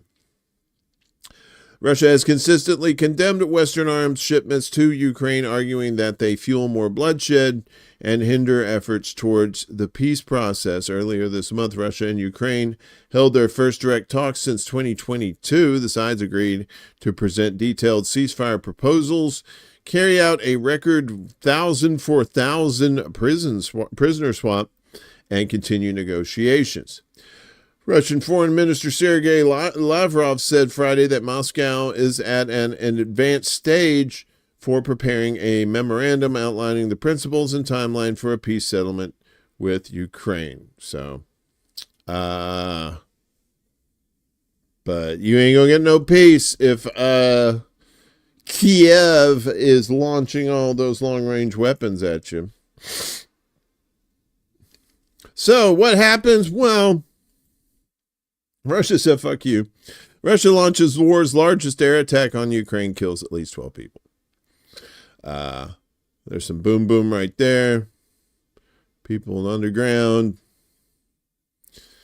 U.S. President Donald Trump said he's considering more sanctions on Moscow after Russia launched a barrage of 367 drones and missiles at Ukrainian cities overnight, including the capital, Kiev, in the largest aerial attack of the war so far. The strikes killed at least 12 people, including 3 children in the northern region of Zhytomyr, Ukrainian officials said. Ukrainian President and puppet Zelensky called out the U.S., which has taken a softer public line on Russia and its leader since Trump took office, to speak out. The silence of America, the silence of others in the world only encourages Putin, he wrote on Telegram.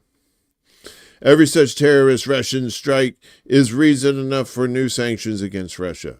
Asked if he was considering more sanctions on Russia, Trump said, absolutely. I'm not happy with what's Putin doing. He's killing lots of people. The BB, it's fine. But, Anyway, Trump told reporters in New Jersey on Sunday, just before boarding his plane for a return to the White House from his Bedminster Golf Club. Ew, it's lovely. I don't know what the hell happened to Putin. I've known him a long time, always gotten along with him, but he's sending rockets into cities and killing people, and I don't like it at all. We're in the middle of talking, and he's shooting rockets into Kiev and other cities. But again, Israel, it's fine to blow up schools and children and burn them alive. Upon returning to Washington, Trump posted on social media that Putin had gone absolutely crazy. Trump also criticized Zelensky, posting that the Ukrainian leader is doing his country no favors by talking the way he does. Everything out of his mouth causes problems. I don't like it, and it better stop. Uh-oh, or I'm going to take my belt off. That's what old school dads would say. I'm like, what the fuck did you say to me, you little piece of shit? Give me my fucking belt off. The Russian attack was the largest of the war in terms of weapons fired, although other strikes have killed more people. This was a combined ruthless strike aimed at civilians. The enemy once again showed that its goal is fear and death. Live at the Civic Center, Fear and Death with special guest Crocus. Ukrainian Interior Minister Ihor Klamidia told Telegram, yeah, that ain't cool to blow up kids. But a lot of times they've been targeting military targets, which leads me to believe Ukraine's kind of lying about that too. Russia denies targeting civilians in what the Kremlin calls its special military operation in Ukraine. The latest assault comes as Ukraine and Russia prepare to conduct the third and final day of a prisoner swap in which both sides will exchange thousands of people, or at least 1,000 people. U.S. Special Envoy to Ukraine Keith Kellogg said on Sunday the attack was a clear violation of the 1977 Geneva Peace Protocols and called for an immediate ceasefire. Ukraine and its European allies have sought to push Moscow into signing a 30-day ceasefire as a first step to negotiating an end to the 3-year war. Their efforts suffered a blow earlier this week when Trump declined to place further sanctions on Moscow for not agreeing to an immediate pause in fighting, as Kiev has wanted. Russia also sought to press its attacks on the ground, claiming to have taken control of the village of Romanivka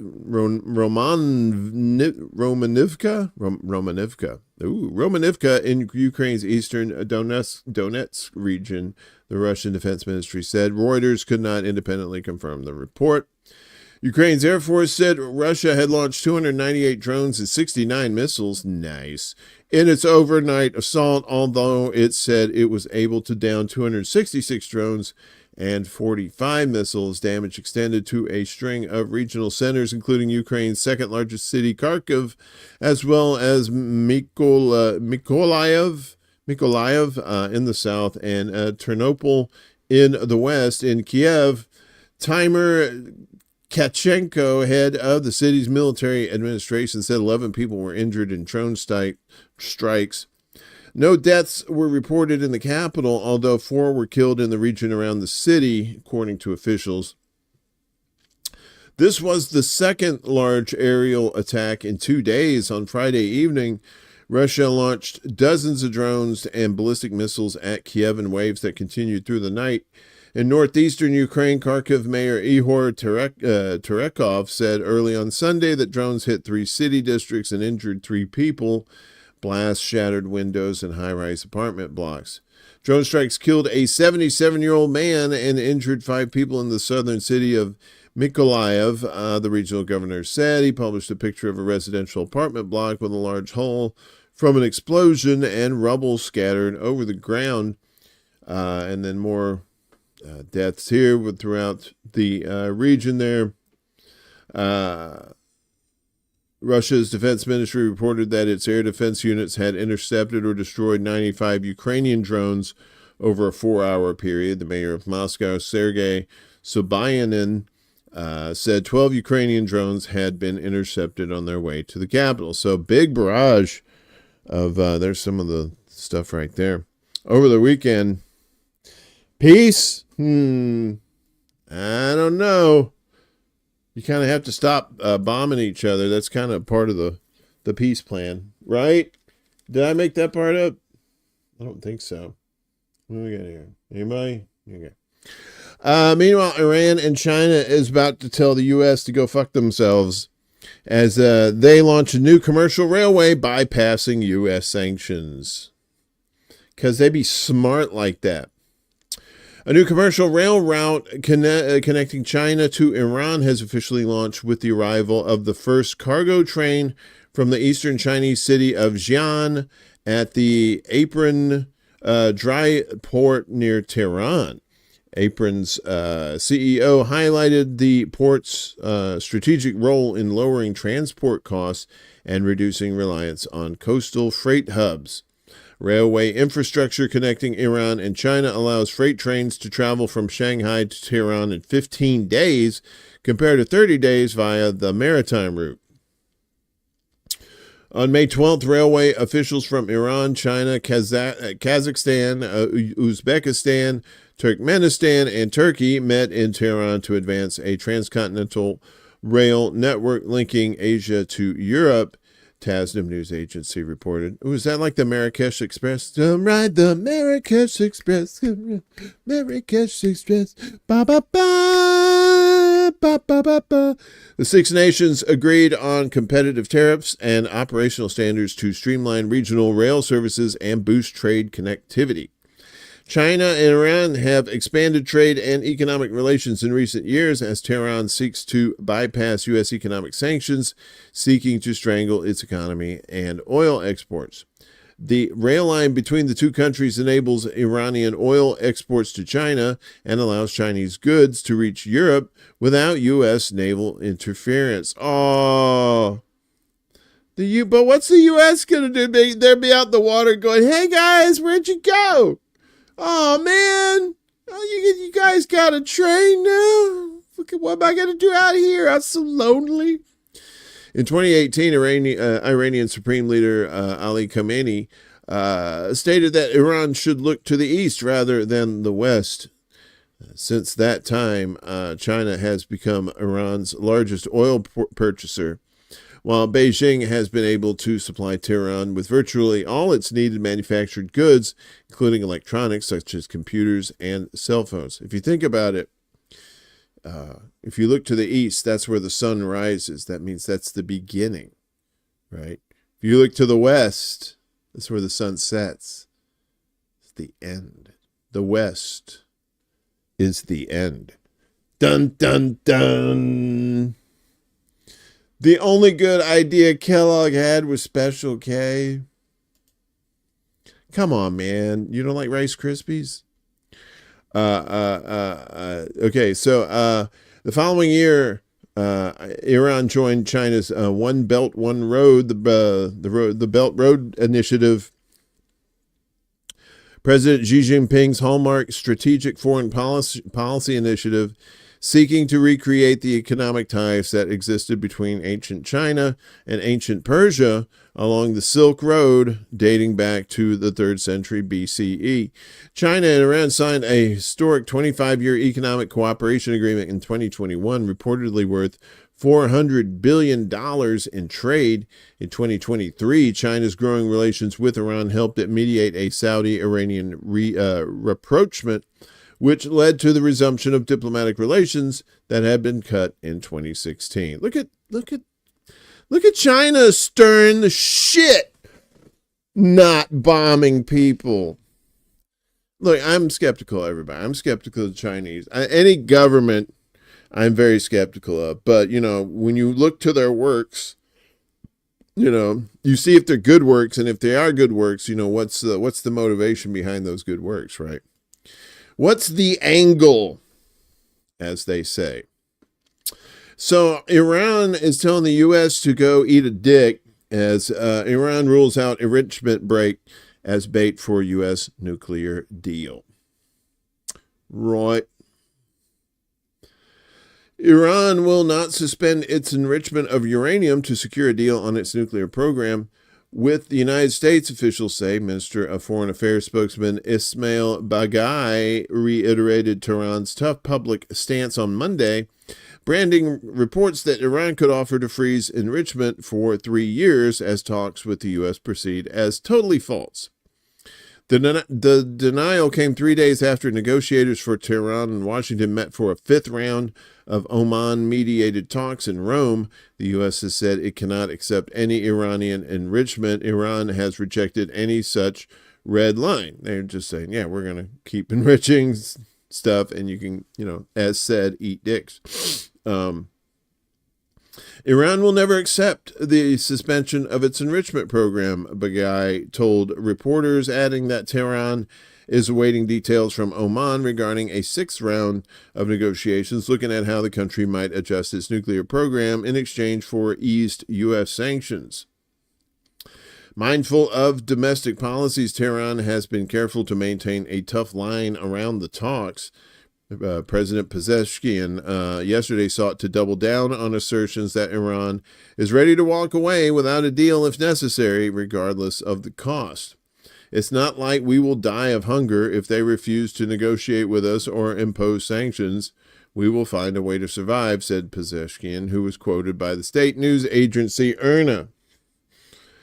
The mood painted by Tehran after the latest round of talks contrasted with the picture offered in Washington on Sunday. Trumpy, who regularly makes unsubstantiated claims regarding progress made towards solving complex geopolitical puzzles.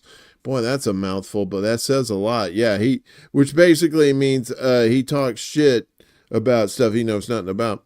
Said the negotiations had been very, very good and suggested an announcement would be made over the next 2 days. Okay. Let's see what happens, but I think we could have some good news from the Iran front. He said we've had some real progress, serious progress, blah, blah, blah. He don't know. At the same time, Iranian Foreign Minister Abbas Araghchi had also spoken of a sign of progress after the 5th round of talks.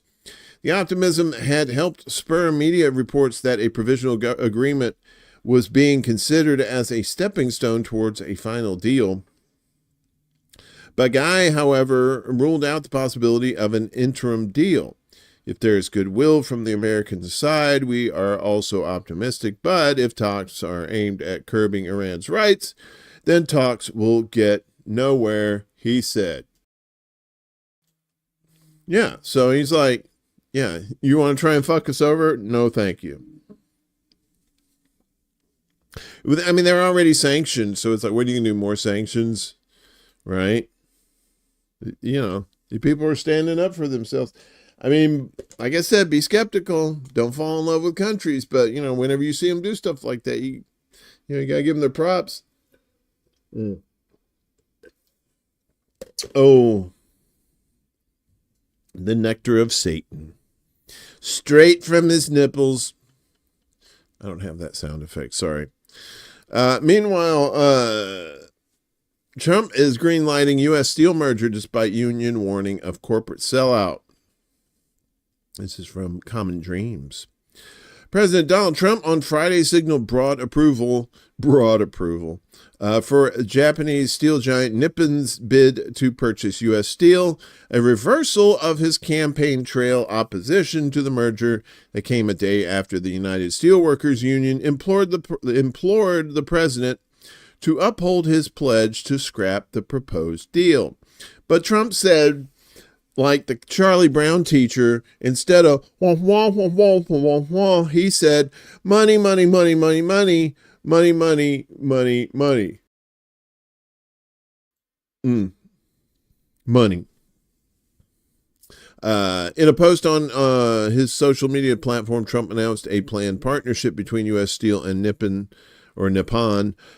prompting confusion about the specific terms of the deal. U.S. Steel stock jumped nearly 20% on the news. Oh, look at that.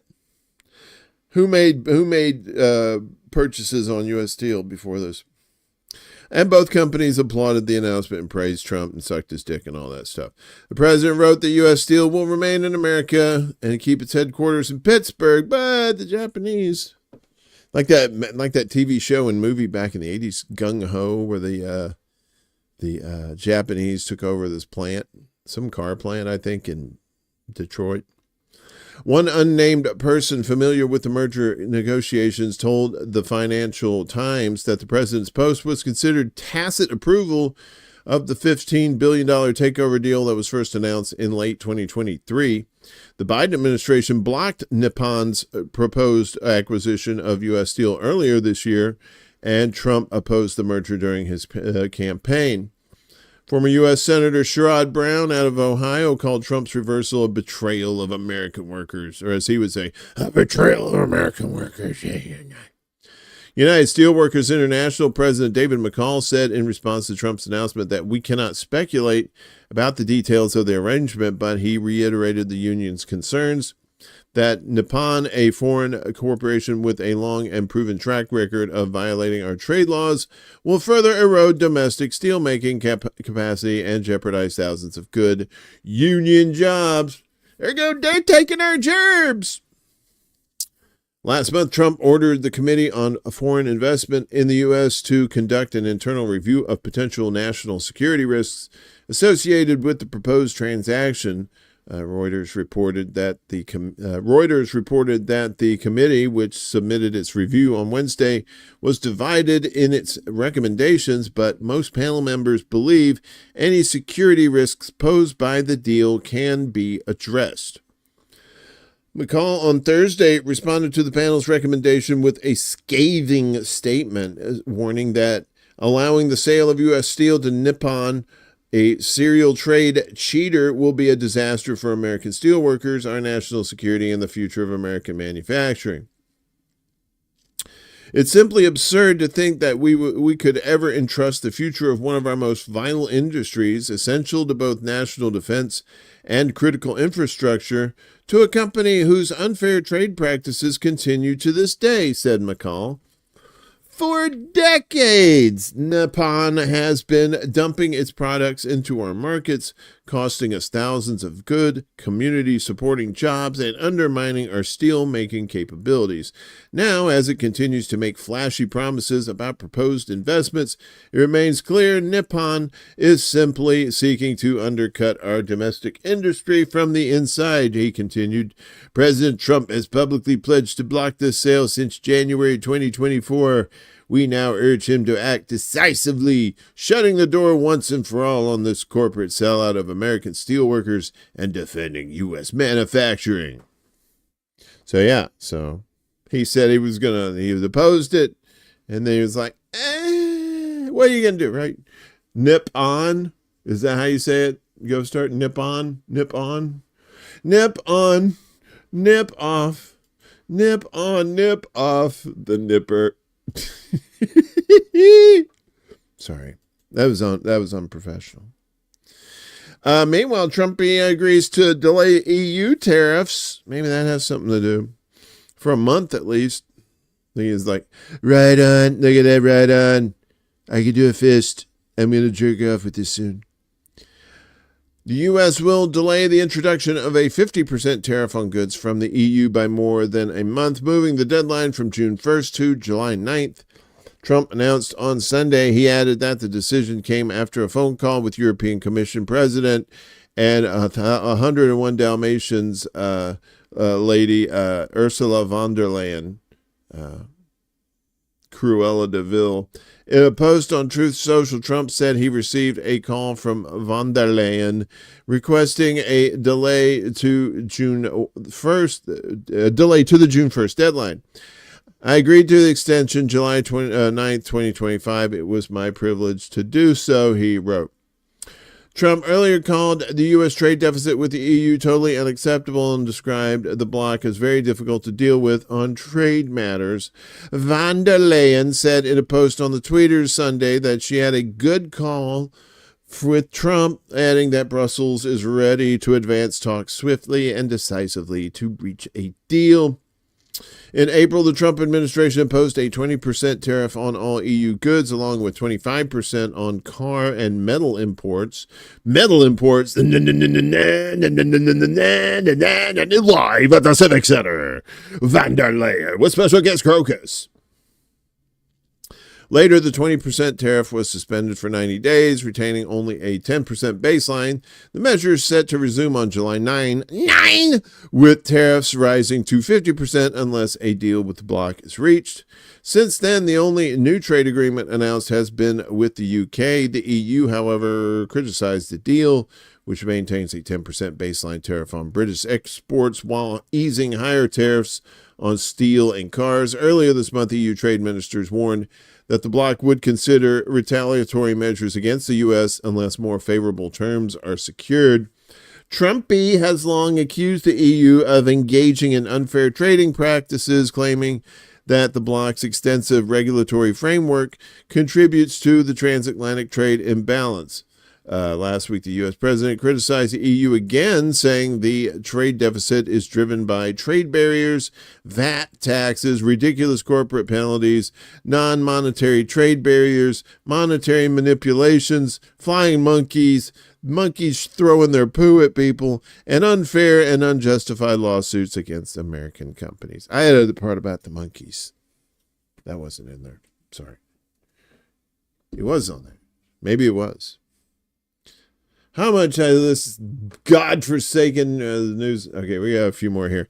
Pretty decent sized propaganda watch, too.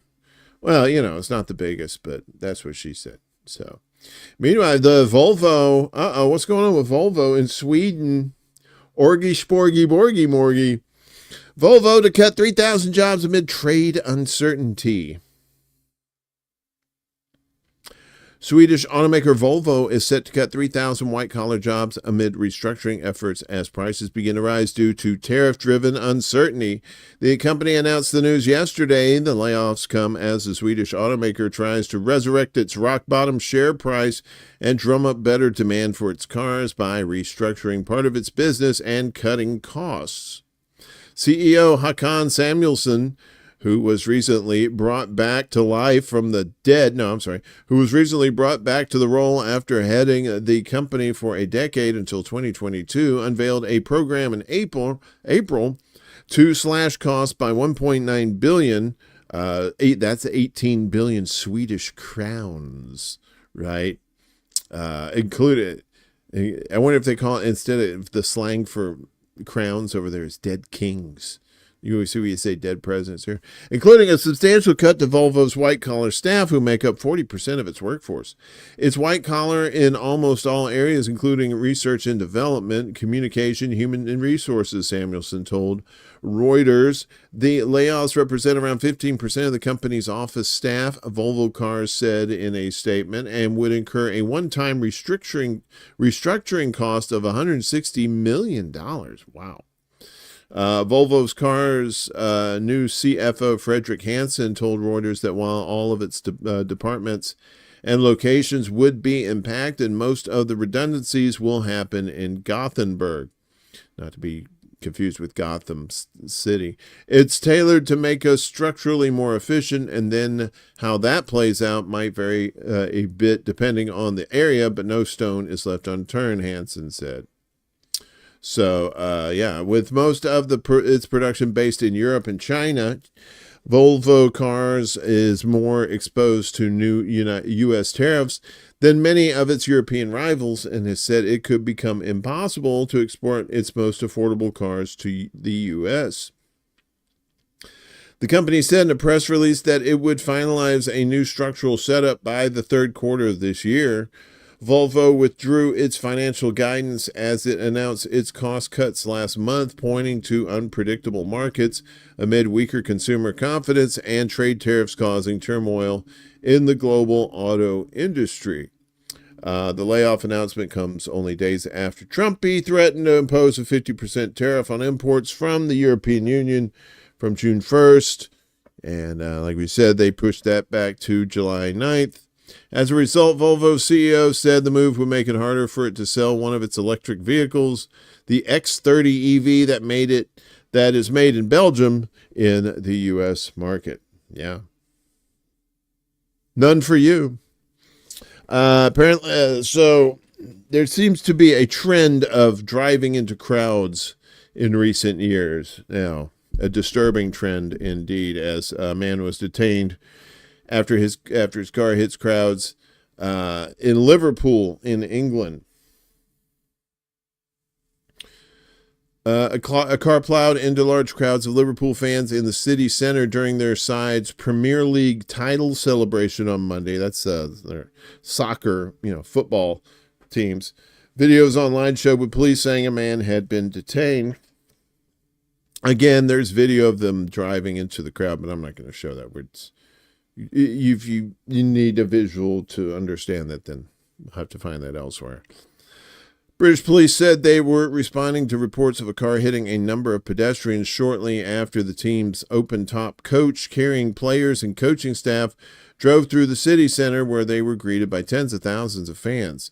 An unverified video on social media purporting to show the incident showed a car driving at speed into large crowds of fans lining the street, at one point appearing to swerve away from the most densely crowded area. Large numbers of police surrounded the vehicle shortly afterward, with other videos showing that angry fans also tried to reach the driver. Yeah, I would imagine so too. You don't want to fuck with soccer hooligans.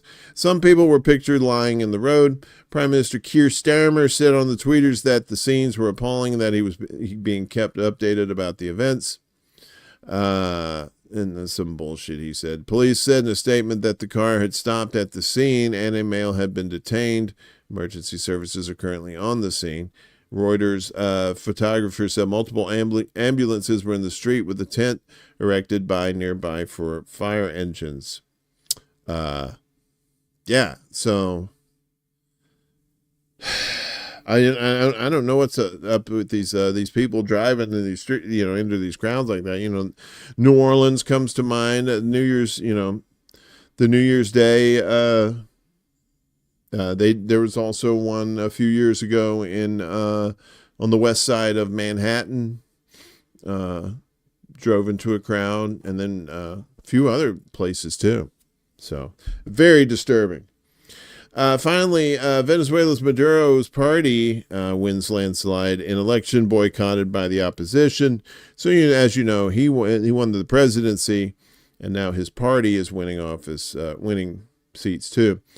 Venezuelan President Nicolas Maduro's party on Sunday swept the board in parliamentary and regional elections that were boycotted by the opposition in protest over his disputed re-election last year. The United Socialist Party of Venezuela won 23 out of 24 state governor positions and scored 82.68% of the votes cast for lists of National Assembly members. The Electoral Council said the constituency level results of the parliamentary vote had yet to be tallied. The main opposition group, led by popular figurehead Maria Corina Machado,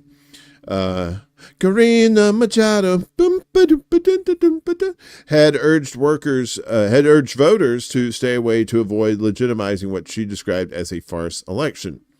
FP journalists who visited polling stations in several cities said turnout was much lower compared to the July 24 presidential election. The CNE, that's the election commission there, put voter turnout at a little over 42% of Venezuela's 21 million eligible voters. The run-up to the vote was marked by mass arrests and a new crackdown on dissent. Over 70 people were arrested on suspicion of planning to sabotage the election. Among those arrested was leading opposition member Juan Pablo Juanipa, held on charges of heading the terrorist network behind the alleged plot.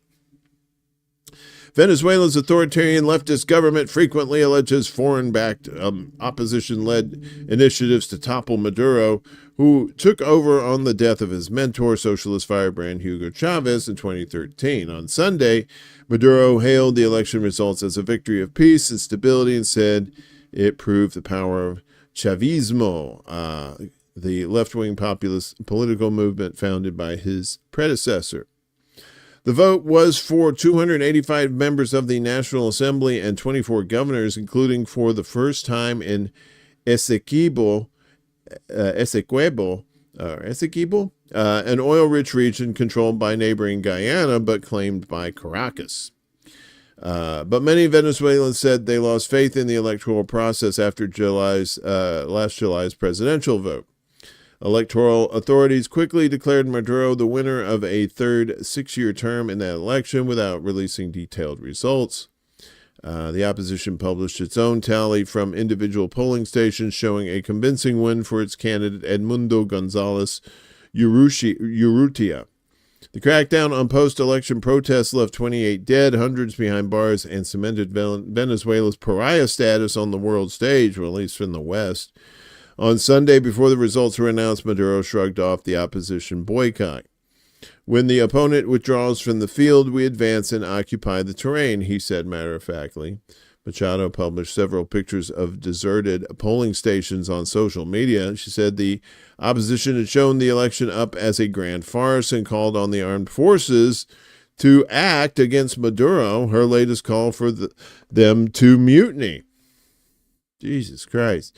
The military has ignored previous such entreaties from Machado. Writing on Twitter, Gonzalez Urrutia, who went into exile in Spain late last year, said the boycott was a silent but resounding declaration that the desire for change, dignity, and a future remains intact. Okay. And there's more there, but you get the gist there. And there's always fuckery down in Venezuela. I don't know about Maduro as a person. I don't know the man. Again, I'm always skeptical, but as one should always be. But of course, like the CIA is doing all kinds of fuckery down there to try to get Venezuela. Get that oil. Get that oil. Hey, Denver Attaway. What the hell? And Teresa, too. Good to see y'all over there on Rockfin. Good morning. Good morning to you. And Kate, the SUV that drove into the Vancouver festival too. Those things are starting to pick up, man. People are just they're getting nuts, and they ain't getting their medicine. And if they are getting the medicine, they ain't getting the right one. So now the Pentagon, they're talking about, we want to be transparent. Except when it comes to journalists, and now they're trying to crack down on journalists because they're calling them leaks, So, Hegseth, I think he said that on one of his apps. I don't know. The sharing of biased and false news has become all too common on social media. More alarming, some media publish the same things that are true without checking facts first. Unfortunately, some members of the media use their platforms to push their own personal bias and agenda to control exactly what people think. And this is extremely dangerous to our democracy. All right, so Hegseth cracks down on journalists covering the Pentagon. U.S. Defense Secretary Pete Hegseth, who has pledged to do his part in making the Trump administration the most transparent in history, wink, wink, wink, wink, issued a memo Friday imposing tight restrictions on reporters' movements at the Pentagon in an apparent bid to crack down on leaks. Under the new policy, which takes effect immediately, journalists are prohibited from entering many locations across the Pentagon building unless they're accompanied by Trump administration personnel Restrictions that Hegseth claims are necessary to protect national security. There it is, national security. It's our version of Hamas. If press require access to other areas, offices within the Pentagon for in-person interviews or other engagements, they are required to be formally escorted to and from those respective offices by authorized DoD personnel from those specific offices, agencies, military departments, Hegseth's two-page memo states. Reporters covering the Pentagon will also be required to complete an updated in-briefing form explaining their responsibilities to protect classified and sensitive information. Failure by any member of the resident or visiting press to comply with these control measures will result in further restrictions and possibly death by and possibly revocation of press credentials. Reads the memo, not death. I just got carried away. The restrictions come in the wake of several scandals that have personally implicated Hegseth, including the revelation that he used a private group chat that included members of his family and his personal attorney to discuss plans for a U.S. attack on Yemen. They also come amid a broader Trump administration assault on press freedom. Pentagon Press Association, that's the PPA, which represents journalists covering the U.S. military, said in a statement that Hegseth's memo appears to be a direct attack on the freedom of the press and America's right to know what the military is doing. Kevin Barron, a founding officer of the PPA, said he is angry and frustrated but not surprised that MAGA propaganda-loving conspiracy theorists like SecDef Hegseth, that's Secretary of Defense Hegseth, and his team have dropped this J-Dam-sized attack on the press. It's un-American, Barron added. It's dangerous. National Press Club President Mike Balsamo echoed that the PPA's criticism of the new policy, which he said represents a stark departure from long-standing norms that balanced operational security with meaningful press access. By blocking access to common areas, restricting movement without escorts, and complicating basic reporting functions, said Balsamo, the Pentagon is making it harder for journalists to do their jobs and easier for power to go unchecked. Yeah, that seems to be the point of all that. Hegseth announced the press policy changes at the U.S. military as the U.S. military is poised to receive a $1 trillion budget for the coming fiscal year, despite mountains of evidence of waste, fraud, and abuse of taxpayer dollars to line the pockets of military contractors. Late last year, the Pentagon failed its 7th consecutive audit. The American military is involved in conflicts around the world, and the Trump administration, with Hegseth's vocal support, has eased restrictions on U.S. airstrikes and raids outside of conventional war zones. Girl, you know what I'm talking about. Old Hegseth, the old dirty dog. So we were talking about how Hamas had initially said that we're down for a lot of this stuff. So now the U.S. envoy says they didn't say that. U.S. envoy Steve Witkoff publicly rejected reports that Hamas had accepted a Gaza ceasefire agreement based on his framework. What I have seen from Hamas is disappointing and completely unacceptable, he told Axios and Walla. Witkoff insisted that Israel is ready to accept the deal, which includes the return of half of the living and half of the deceased Israeli captives held by Hamas in Gaza, and would lead to talks for an eventual permanent ceasefire. Hamas should take it, Witkoff added. Earlier in the day, Reuters reported that Hamas had agreed to Witkoff's proposal for a Gaza ceasefire, citing a Palestinian official close to the group. The proposal includes the release of 10 living Israeli hostages held by Hamas in two groups in return for a 70-day ceasefire and a partial withdrawal from the Gaza Strip, the Palestinian official said. An official from Hamas also told Al Jazeera that the resistance group accepted the U.S. proposal, saying it would see Israeli forces leave key routes and populated areas, including Salah al-Din Road and the Netzarim corridor in central Gaza. Reuters wrote that the proposal, which Hamas leaders received through mediators, paved the way for a possible end to the war. Gaza-based Al-Aqsa TV also reported that Hamas has agreed to the Witkoff ceasefire proposal in Gaza. So I don't know what Witkoff's talking about. Israel's public broadcaster Khan reported that Hamas has agreed to a different formula for an agreement than the one accepted by Israel to conclude a deal. This came after Israel rejected a new ceasefire, as we told you about earlier in the show.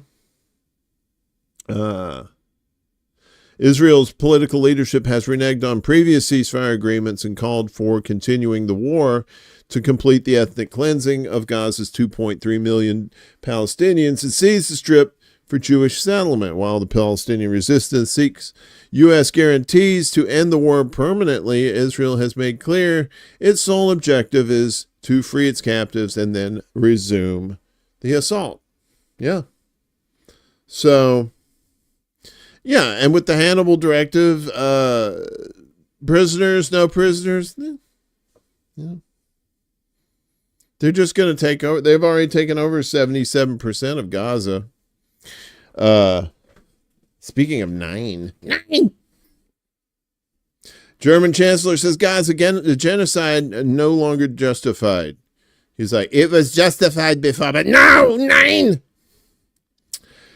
German Chancellor Friedrich Merz said that Israel's recent airstrikes killing hundreds of civilians in Gaza could no longer be justified as a fight against Hamas. Harming the civilian population to such an extent as has increasingly been the case in recent days can no longer be justified as a fight against Hamas terrorism, Merz told broadcaster WDR in a televised interview. Merz also said he no longer understands the Israeli military's objective in Gaza, which is bullshit. He knows it's genocide. He knows it is. He ain't stupid. I no longer understand what the Israeli army is doing in the Gaza Strip with what goal the civilian population is being impacted to such an extent. 9! On Monday, Israeli strikes killed at least 52 people, including 36 in a school. We told you about that. Netanyahu and the devil Smotrich have stated that their goal is to destroy Gaza and forcibly expel its residents to foreign countries. Trauma deaths in Gaza is between 77 and 109,000 people, on top of the other deaths too. Indirect deaths from Israel's destruction of health, water, and other infrastructure and ongoing siege would be in addition to these. Merz said he plans to have a call with Netanyahu this week to tell him not to overdo it. The fuck? Not to overdo the genocide. You're doing too much genocide. Tone it down a little bit. Yet he added that for historical reasons, Germany would always be more guarded in its criticism of Israel than other EU members, because Germany had their balls removed from them by Zionists. The German government has been a strong supporter of Israel diplomatically and has made more than $90 billion in payments to Jews who survived World War II, including many who live in Israel. The Times of Israel noted, however, that the war against Hamas in Gaza has cast a shadow over relations with Germany, at pains to carefully calibrate its response. Mertz's statement comes as lawmakers from Germany's Socialist Democratic Party, the SPD, are calling for an end to the country's weapons exports to Israel, citing concerns over humanitarian law and growing civilian suffering in Gaza. German weapons must not be used to spread humanitarian catastrophes and to violate international law, Adis Ahmetovic, foreign policy spokesperson for the SPD parliamentary group, said in an interview with Der Stern. That's why we are calling on Netanyahu's government to agree to a ceasefire and return to the negotiating table. The SPD is the junior partner in Germany's governing coalition led by Chancellor Merz of the conservative CDU, which has strongly backed Israel's war on Gaza, calling it self-defense. Of course, yeah. Armin Laschet, head of the Foreign Affairs Committee in Germany's Bundestag, told broadcaster ZDF that public condemnations of Israel's actions in Gaza by Western allies have had zero effect in curbing the violence or protecting Palestinian lives. He defended Germany's pro-Israel stance, dismissing last week's joint statement by the UK, Canada, and France as ineffective, arguing that Germany's quiet diplomacy is more productive than pithy slogans. Ooh. On May 19th, French President Emmanuel Macron, Canadian Prime Minister Mark Carney, and UK Prime Minister Keir Starmer called for Israel to end its current offensive and humanitarian blockade on Gaza. We will not stand by while the Netanyahu government pursues these egregious actions if Israel does not cease the renewed military offensive and lift its restrictions on humanitarian aid. We will take further concrete actions in response, the three leaders said, and they said strongly worded letters have already been drafted and just await our signatures. In recent months, a consensus has emerged among scholars of genocide that Israel is carrying out a genocide of Palestinians in Gaza. An investigation by the Dutch newspaper NRC revealed. Or maybe your own eyes could show you that too. The paper interviewed seven renowned genocide and Holocaust researchers from 6 countries, including Israel, who all described Israel's war on Gaza as genocidal. Can I name someone whose work I respect who does not think it is genocide? No, there is no counter-argument that takes into account all the evidence, Israeli researcher Raz Siegel told NRC. Of course. Yeah, that's the thing. Don't fall in love with countries. It's nice to see the rhetoric, at least. Maybe the rhetoric will actually turn into action, but at this stage, it's just rhetoric. The real action is if they actually pull funds from it. When the money stops, that's when you know the bullshit stops. But until then, yak. British opposition leader claims Israel fighting proxy war on behalf of the UK. Uh-oh. So if you're in the UK watching this, and you're not down with that, this bitch is trying to talk for you with that gap-toothed David Letterman looking motherfucker. UK opposition leader Kemi Badenoch has claimed that Israel is fighting a proxy war on behalf of the UK in Gaza, drawing parallels between the conflict and Ukraine's war against Russia, Anadolu reports. In an interview with Sky News' Trevor Phillips on Sunday, Badenoch made the controversial statement while defending Israel's ongoing genocidal attacks on Gaza. The comments come amid mounting international criticism of Israel's actions and a sharp diplomatic fallout. That's your British for the day. Badenoch was responding to a joint statement this week by France, UK, and Canada, which called Israel to halt the intolerable human suffering in Gaza. The trio warned that unless action is taken, paper cuts for everybody. That's probably what they said. Following the statement, the UK government suspended free trade negotiations with Israel on Tuesday.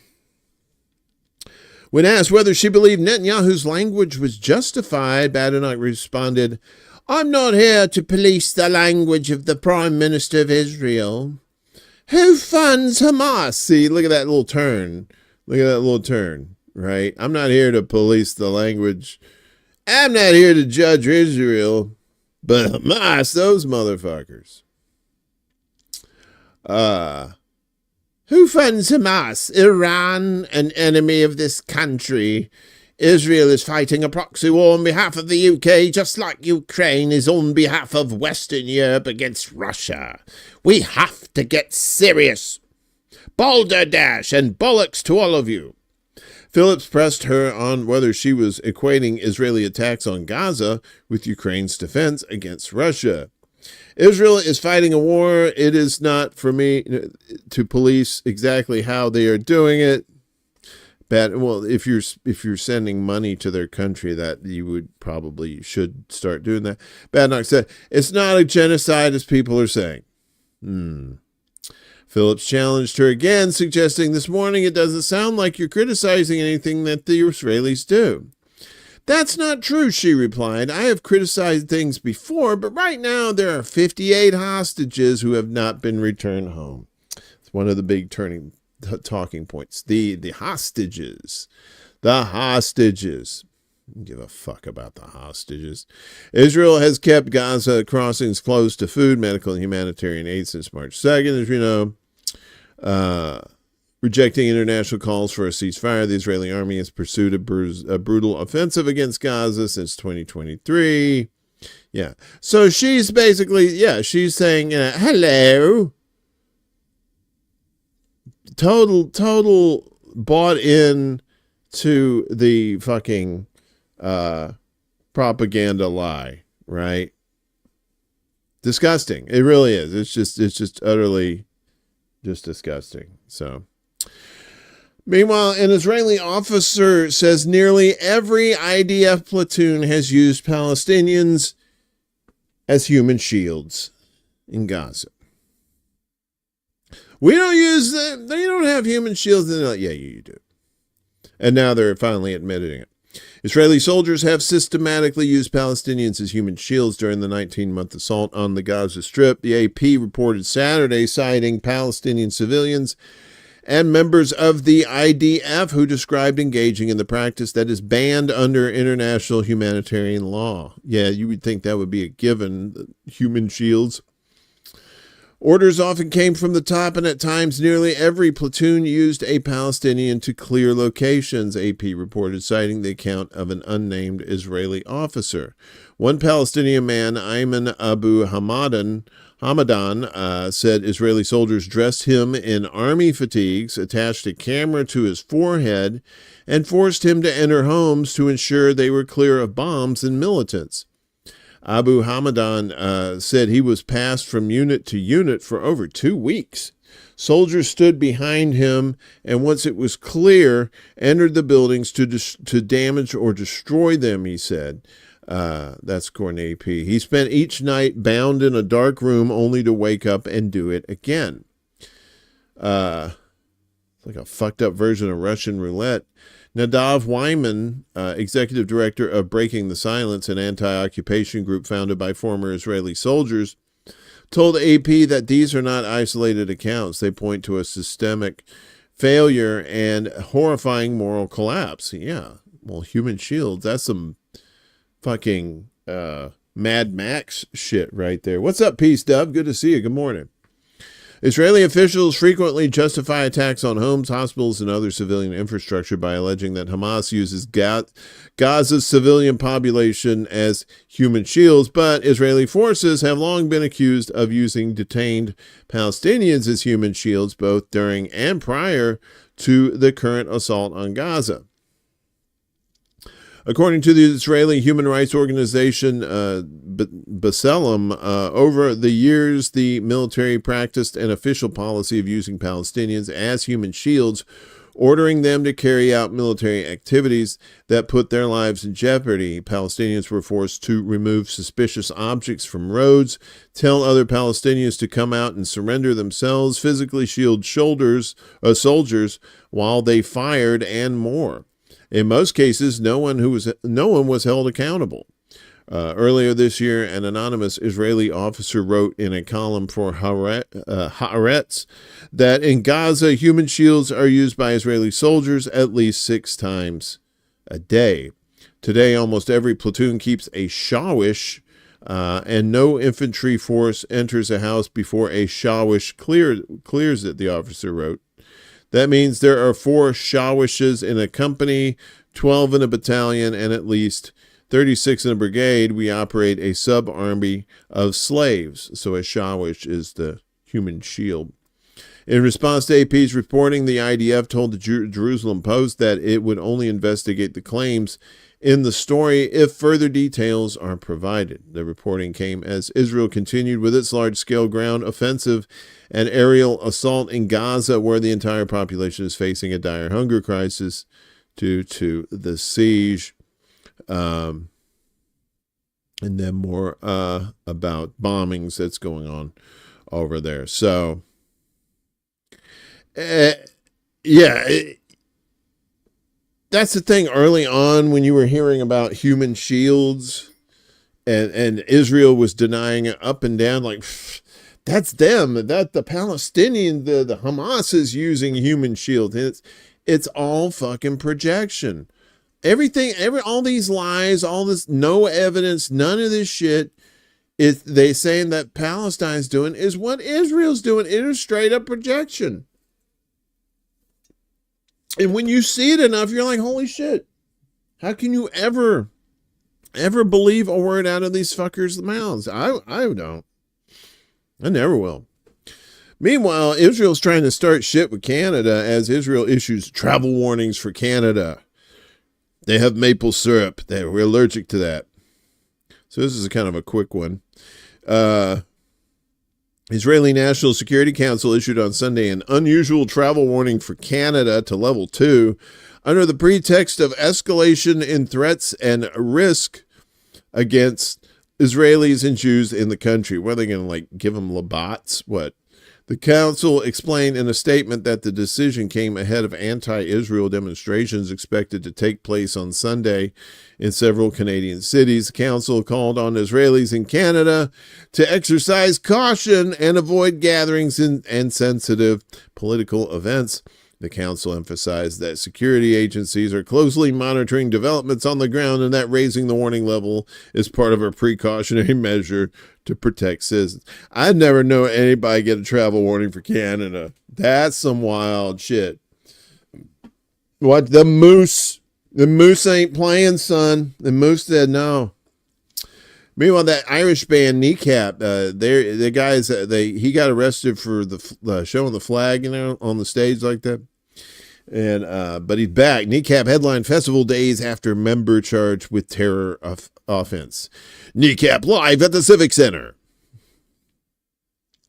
Thousands of fans turned out for Irish band Kneecap's biggest ever headline gig in South London just days after one of its band members was charged with the terrorism offense. Earlier this week, Liam Hanade,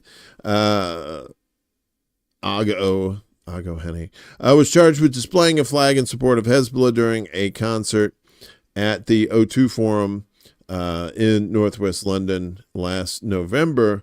Kneecap denied the charges, describing it as a political policing and a carnival of distraction away from Israeli aggression in Gaza.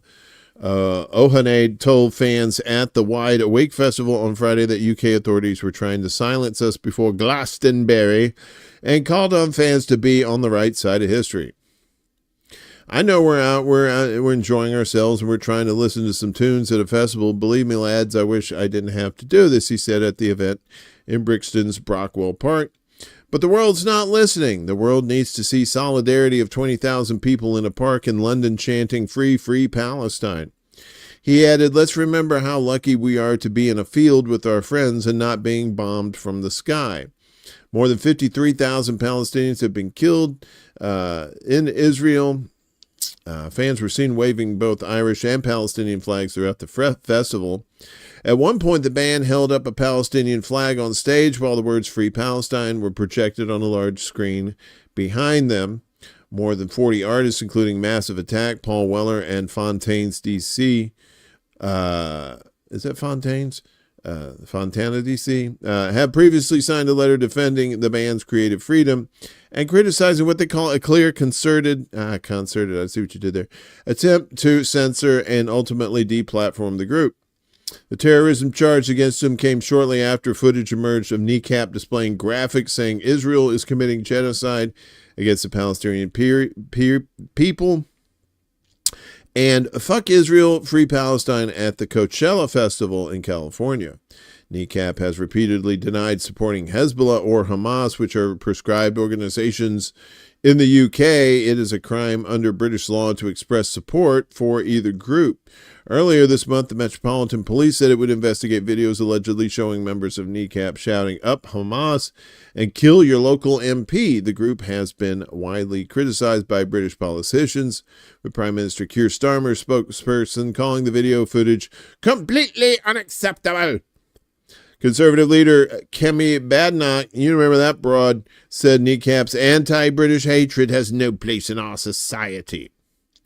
As business secretary, she had tried to block a close to a $20,000 government grant to the group, but the High Court later ruled that the decision was unlawful and procedurally unfair. Kneecap maintains that it has never supported Hamas or Hezbollah nor incited violence. The group argues that the video clips being circulated have been taken out of context. Ohanade, whose stage name is Mo Chara, is due to appear at Westminster's Magistrates Court on June 18th. God save the Queen! You exasperated I don't know. What else we got here?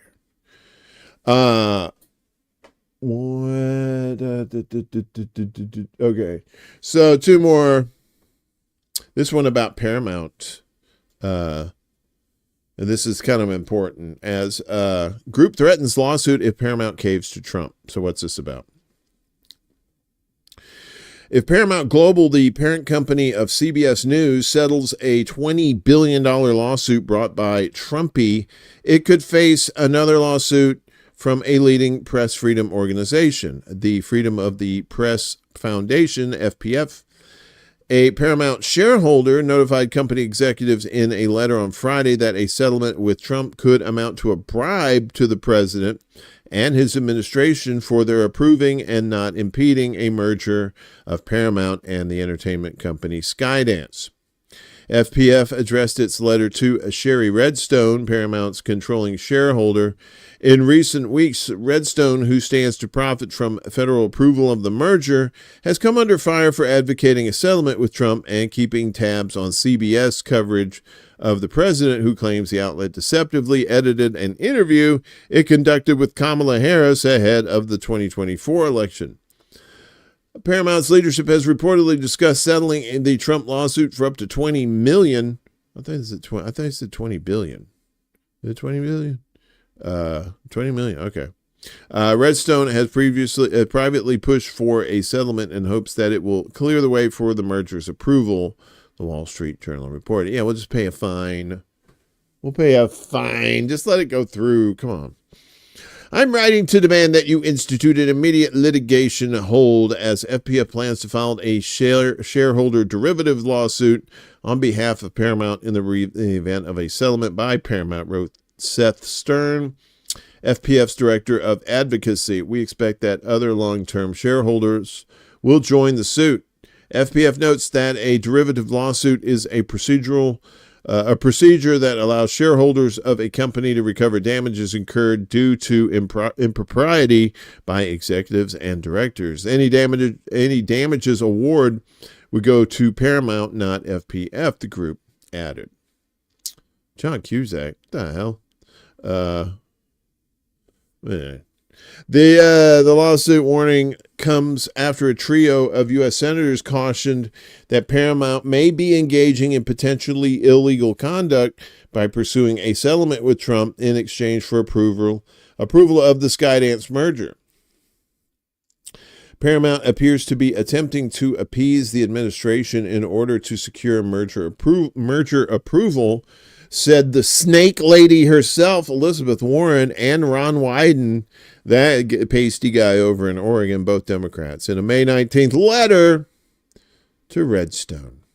They must have a lot of paper, these Democrats, because they sure write a lot of letters.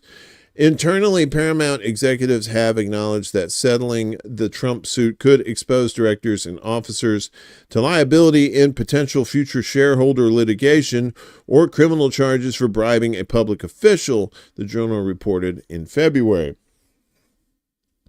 In a statement on Friday, Stern said that corporations that own news outlets should not be in the business of settling baseless lawsuits that clearly violate the First Amendment and put other media outlets at risk. A settlement of Trump's meritless lawsuit may well be a thinly veiled effort to launder bribes through the court system, said Stern. Not only would it tank CBS's reputation, well, come on. And you mean it would increasingly tank CBS's reputation, but as 3 U.S. senators recently explained, it could put Paramount executives at risk of breaking the law. Breaking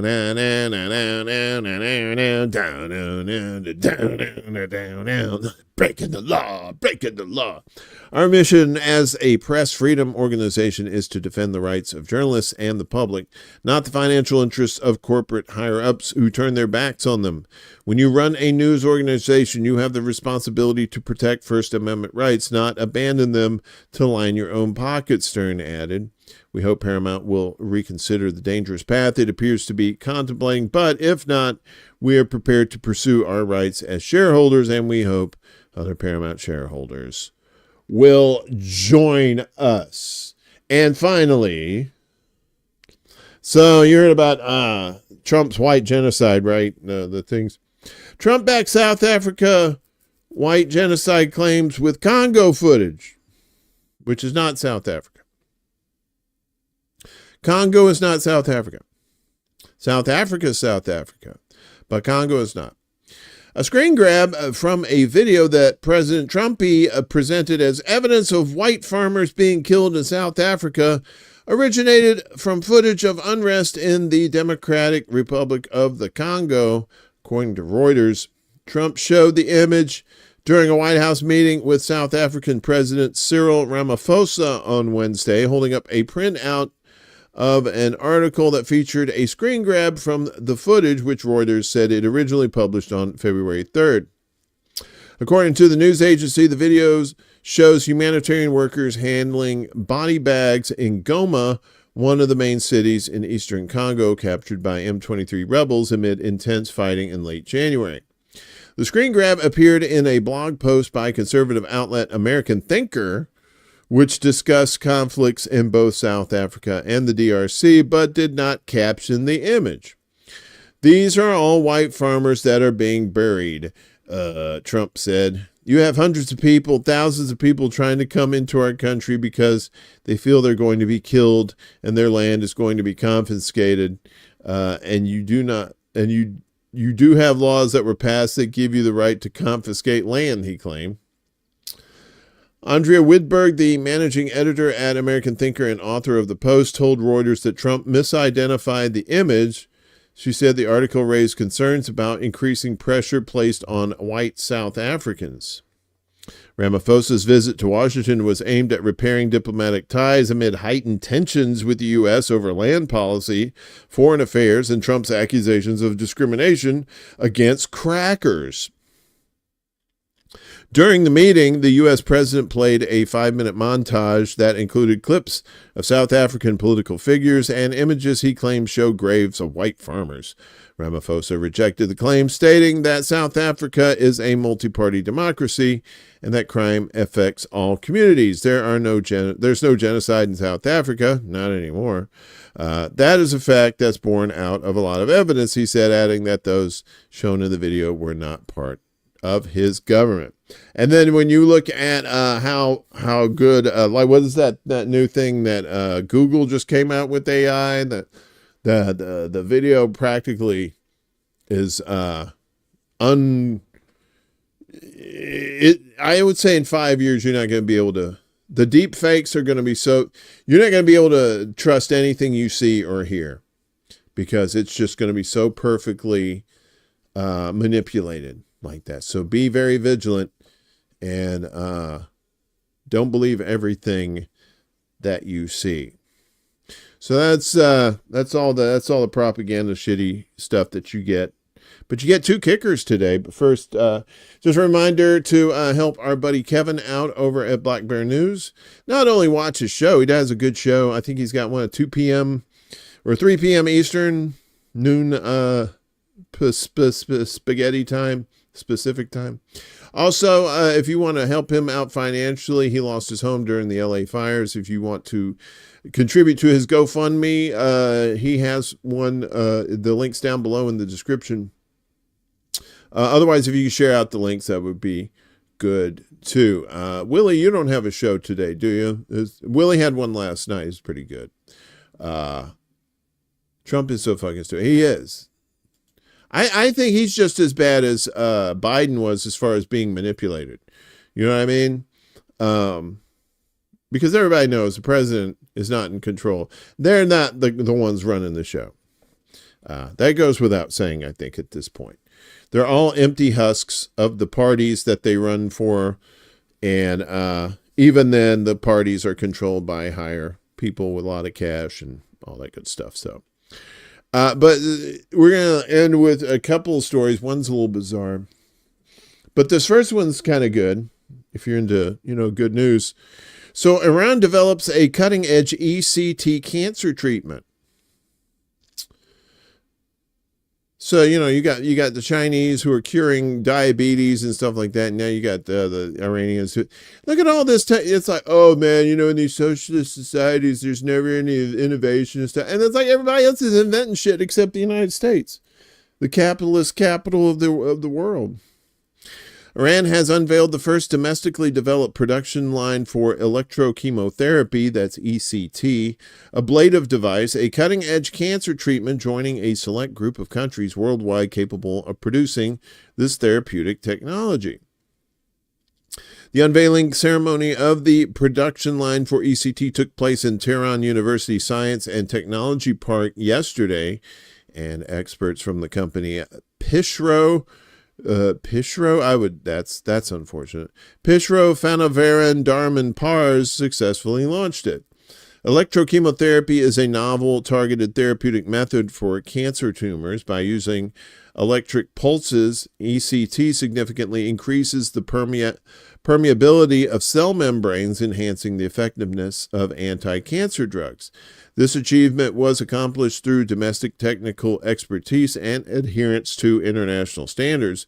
Iran has become the first Asian country to produce the innovative technique, joining Italy and the UK. ECT has shown remarkable results in the treatment of various types of cancer, such as skin cancer and breast cancer. So far, more than 1,000 patients have undergone this procedure, with about 200 cases successfully treated. So, 1 out of 5.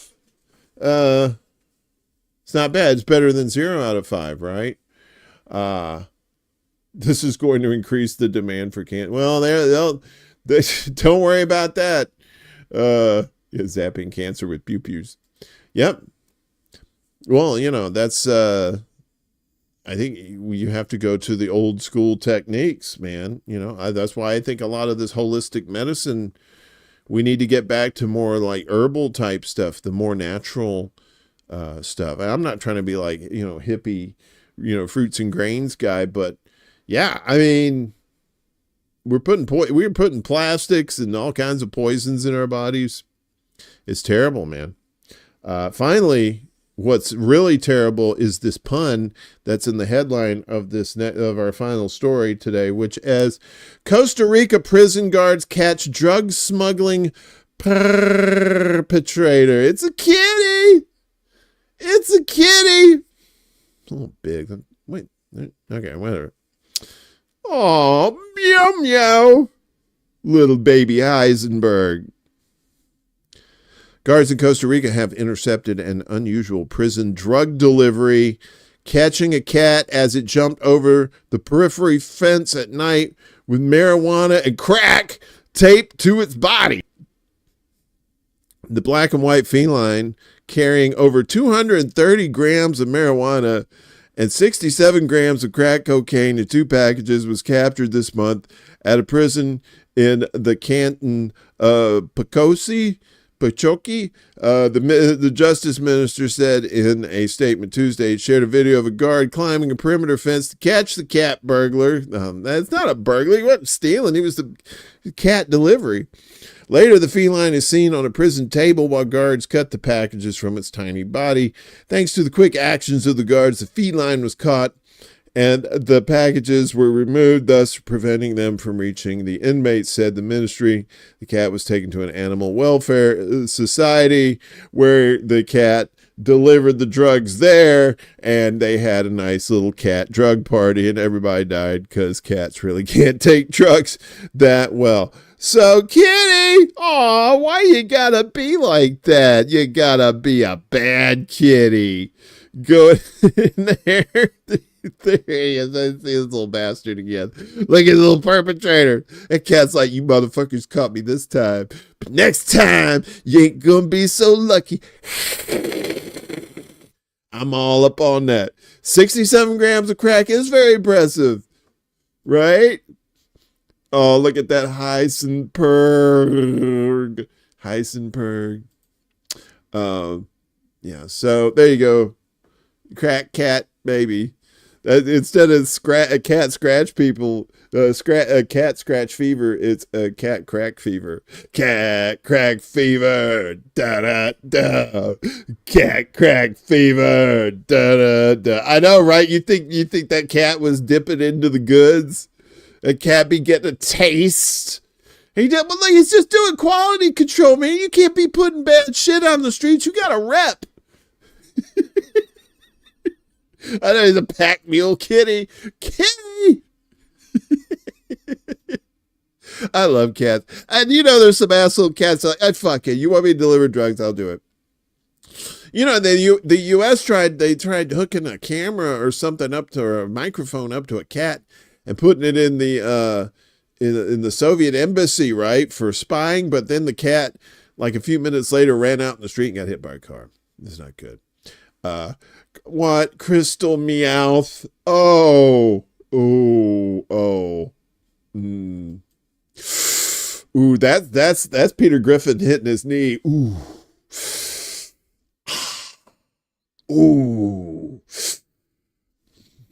No, I love bad dad jokes. That's some good stuff. Okay, that's it for me today. You've had enough of my shenanigans. I'll be back again on Friday doing this again. Hopefully, I had a splitting headache last Friday, and it was just like, no way I was going to be able to do 2.5 hours, close to 3 hours in that condition. But I made up for it. I gave you an extra long giggity secret show, so hopefully that worked out well. I want to thank all y'all's for watching this. I'm trying to hiccup. I appreciate your support. If you want to support us, the links are down below financially. If you want to become a Patreon member, there's $1 a month. Put your name up at the beginning of the show to let all the wonderful people know how wonderful you are for supporting the show. We also got CashApp and Venmo and stuff like that if you want to do it. We do super chats during the show too if you want to do that. And if you don't have the bread, if you can just share out the links, that works too. We appreciate all of yous. You have a great day. Stay out of trouble. And actually, I'm not going to be on Friday. I don't believe I'm going to be on Friday, but I might try and sneak a show, some sort of show in between now and Saturday. So I don't think I'm going to be on Friday. So anyway, maybe I'll do it Thursday. We'll see. All right. Smell you later. Say hi to your mom and them. This is City Alpha 5! Woo!